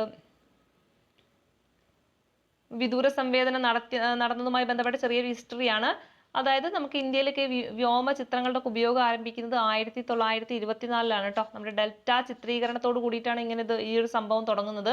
അതിനുശേഷം 1966 ഫോട്ടോ ഇന്റർപ്രറ്റൽ ഇൻസ്റ്റിറ്റ്യൂട്ട്, അതായത് ഇന്ന് കാണുന്ന Indian institute of remote sensing. Okay, അതിന്റെ മുന്നത്തെ പേരായിരുന്നു എന്താ, ഫോട്ടോ ഇന്റർപ്രറ്റേഷൻ ഇൻസ്റ്റിറ്റ്യൂട്ട്. അത് സ്ഥാപിതമായത് എന്നാണ് 1966 ഇവരാണ് ഇങ്ങനത്തെ വ്യോമ ചിത്രങ്ങളുടെ ഒക്കെ വിശകലന പഠനമൊക്കെ ചെയ്യുന്നത്. ആരാണ്, ഈ ഒരു Indian institute of remote sensing ആണ് കേട്ടോ. ശേഷം 1970 ഉപഗ്രഹ വിദൂര സംവേദനത്തിനൊക്കെ തുടക്കം കുറിക്കുന്നത് അല്ലെ. നമ്മുടെ ഭാസ്കര 1ഉം 2 ഒക്കെ വിക്ഷേപിച്ചതിന് ശേഷമാണ് പിന്നീട് അല്ലെ ആകാശീയ വിദൂര സംവേദനം മാറിയപ്പോൾ ഉപഗ്രഹ വിദൂര സംവേദനമൊക്കെ നടക്കുന്നത്. ഓക്കെ, അപ്പൊ 1970 ശേഷമാണ് കേട്ടോ. അപ്പൊ അതും കൂടി ഓർത്ത് വെച്ചേക്കാം. ആദ്യം നമ്മുടെ ഒരു വ്യോമ ചിത്രങ്ങൾ എടുക്കുന്നത് 1924 അപ്പൊ അതും കൂടി എന്ത് ചെയ്യുക, നിങ്ങളുടെ മനസ്സിൽ ആ ഒരു ഡേറ്റ് ഒക്കെ ഉണ്ടാക്കി വെക്കുക കേട്ടോ. ഇനി ഇതുമായി ബന്ധപ്പെട്ടിട്ട് നമ്മൾ പറഞ്ഞ കാര്യങ്ങളാണ്. ഇനി GPS നമുക്ക് ഇതിന്റെ ഒരു ജസ്റ്റ് വൺ വേർഡ് ആയിട്ട് ചോദിക്കാറുണ്ട്. ഗ്ലോബൽ പൊസിഷനിങ് സിസ്റ്റം അല്ലെ, GPS എന്താന്നൊക്കെ ചോദിക്കാറുണ്ട്. അതായത് എന്താണ് നമ്മുടെ അക്ഷാംശ രേഖാംശ സ്ഥാനം അല്ലെ, ഏതെങ്കിലും ഒരു വസ്തുവിന്റെ ആ വസ്തു നിൽക്കുന്ന അക്ഷാംശ രേഖാംശ സ്ഥാനം അല്ലെങ്കിൽ അത് നിൽക്കുന്നതിന്റെ ഉയരം, അതുപോലെ തന്നെ അവിടെ നിൽക്കുന്ന സമയം, അതൊക്കെ നമുക്ക് അറിയാൻ വേണ്ടിയിട്ട് ഉപയോഗിക്കുന്നതാണ് GPS എന്ന് പറയുന്നത് അല്ലെ. അത് അമേരിക്കക്കാരുടേതാണ് GPS എന്ന് പറയുന്നത്. ഗ്ലോബൽ പൊസിഷനിങ് സിസ്റ്റം ആണ്. അതിന് ആനുപാതികമായിട്ട് നമ്മുടെ ഇന്ത്യക്കാരുടേതാണ് എന്ത് IRNSS എന്ന് പറയുന്നത്. അതായത് Indian regional navigation satellite system എന്ന് പറയുന്നത്. എന്താണ് IRNSS ഫുള്ള് ചോദിക്കാം. ഇന്ത്യൻ എന്താണ് റീജിയണൽ, അതുപോലെ തന്നെ നാവിഗേഷൻ സാറ്റലൈറ്റ് സിസ്റ്റം. എന്താണ് ഈ ഒരു GPS ഉം IRNSS എന്ന് പറഞ്ഞാൽ? അതായത് ഒന്നുമില്ല, അതായത് ഇപ്പൊ ഒരു വസ്തുവിന്റെ എന്ത് ചെയ്യാം, ആ ഒരു വസ്തുവിലെ ഭൗമോപരിതലത്തിൽ നിൽക്കുന്ന ഒരു വസ്തുവിന്റെ അതിന്റെ അക്ഷാംശ രേഖ നമുക്ക് പറഞ്ഞു ഇവിടെയുള്ള ഓരോന്നിനും എന്തുണ്ട്, കൃത്യമായിട്ടുള്ള അക്ഷാംശ രേഖാംശ സ്ഥാനമുണ്ട്. അപ്പൊ ആ ഒരു വസ്തുവിന്റെ അക്ഷാംശ രേഖാംശ സ്ഥാനം, അതിന്റെ ഉയരം, അതുപോലെ തന്നെ അത് നിൽക്കുന്ന ആ ഭാഗത്തെ സമയം, ഇതൊക്കെ നമുക്ക് മനസ്സിലാക്കാൻ ഈ ഒരു GPS വഴിയാണ് സഹായിക്കുന്നത്. അവരുടെ ഒരു സംവിധാനമാണ് അല്ലെ ഈ GPS എന്ന് പറയുന്നത്. അപ്പൊ അതിന് ആനുപാതികമായിട്ട് നമ്മുടെ ഇന്ത്യയുടെ സംവിധാനമാണ് എന്ത് IRNSS എന്ന് പറയുന്നത്. അതായത് GPS-ന് ബദലായിട്ട് ഇന്ത്യക്കാരുടേതാണ് ഏത് IRNSS. അത് ചോദിച്ചിട്ടുണ്ട്. GPS-ന് ബദലായിട്ട് ഇന്ത്യക്കാർ ഉപയോഗിക്കുന്നത് ഏതാണ്? IRNSS ആണ്. അതിന്റെ ഫുൾ ഒന്ന് പഠിച്ചു വെച്ചേക്കുക. Indian regional navigation satellite system എന്നാണ് കേട്ടോ. അപ്പൊ അതും കൂടി ഒന്ന് ഓർത്ത് വെച്ചേക്കുക. ഓക്കെ, അപ്പൊ ഇത്രയേ ഉള്ളൂ. നമുക്ക് ഭൂപടവും അതുപോലെ തന്നെ ഭൂപടവുമായി ബന്ധപ്പെട്ടിട്ടുള്ള വിദൂര സംവേദനവും അങ്ങനത്തെ കാര്യങ്ങളൊക്കെ നമ്മൾ എന്ത് ചെയ്തിട്ടുണ്ട്, തീർത്തിട്ടുണ്ട്. അപ്പൊ നന്നായിട്ട് പഠിക്കുക. ഈ ഒരു ഭാഗത്തുനിന്ന് ചോദ്യങ്ങൾ ഒരുപാട് ചോദിച്ചിട്ടുണ്ട്. ഡൗട്ടുള്ള അല്ലെങ്കിൽ കുറച്ചും കൂടി പഠിക്കാൻ പാടുള്ള ഭാഗങ്ങൾ കൃത്യമായിട്ട് നോട്ട് എഴുതിയിട്ട് എന്ത് ചെയ്യുക, പോയിന്റ് പോയിന്റ് ആയിട്ട് എഴുതി പഠിക്കുക. ചിലത് കൺഫ്യൂഷൻ വരാറുള്ള ഭാഗങ്ങളുണ്ട്, അതൊക്കെ സെപ്പറേറ്റ് നോട്ട് എഴുതിയിട്ട് പഠിക്കുക കേട്ടോ. സെപ്പറേറ്റ് നോട്ട് എഴുതുന്നത് പറഞ്ഞു കഴിഞ്ഞാൽ നമ്മൾ ഓരോ കൺഫ്യൂഷനുള്ള ഭാഗങ്ങൾ രണ്ടും ഒരുമിച്ച് എഴുതിയിട്ട് നമ്മൾ എന്ത് ചെയ്യുക, റിവൈസ് ചെയ്ത് പഠിക്കുക. ഓക്കെ, അപ്പം അടുത്തൊരു വീഡിയോ ആയിട്ട് കാണുന്നവരെ താങ്ക് യു.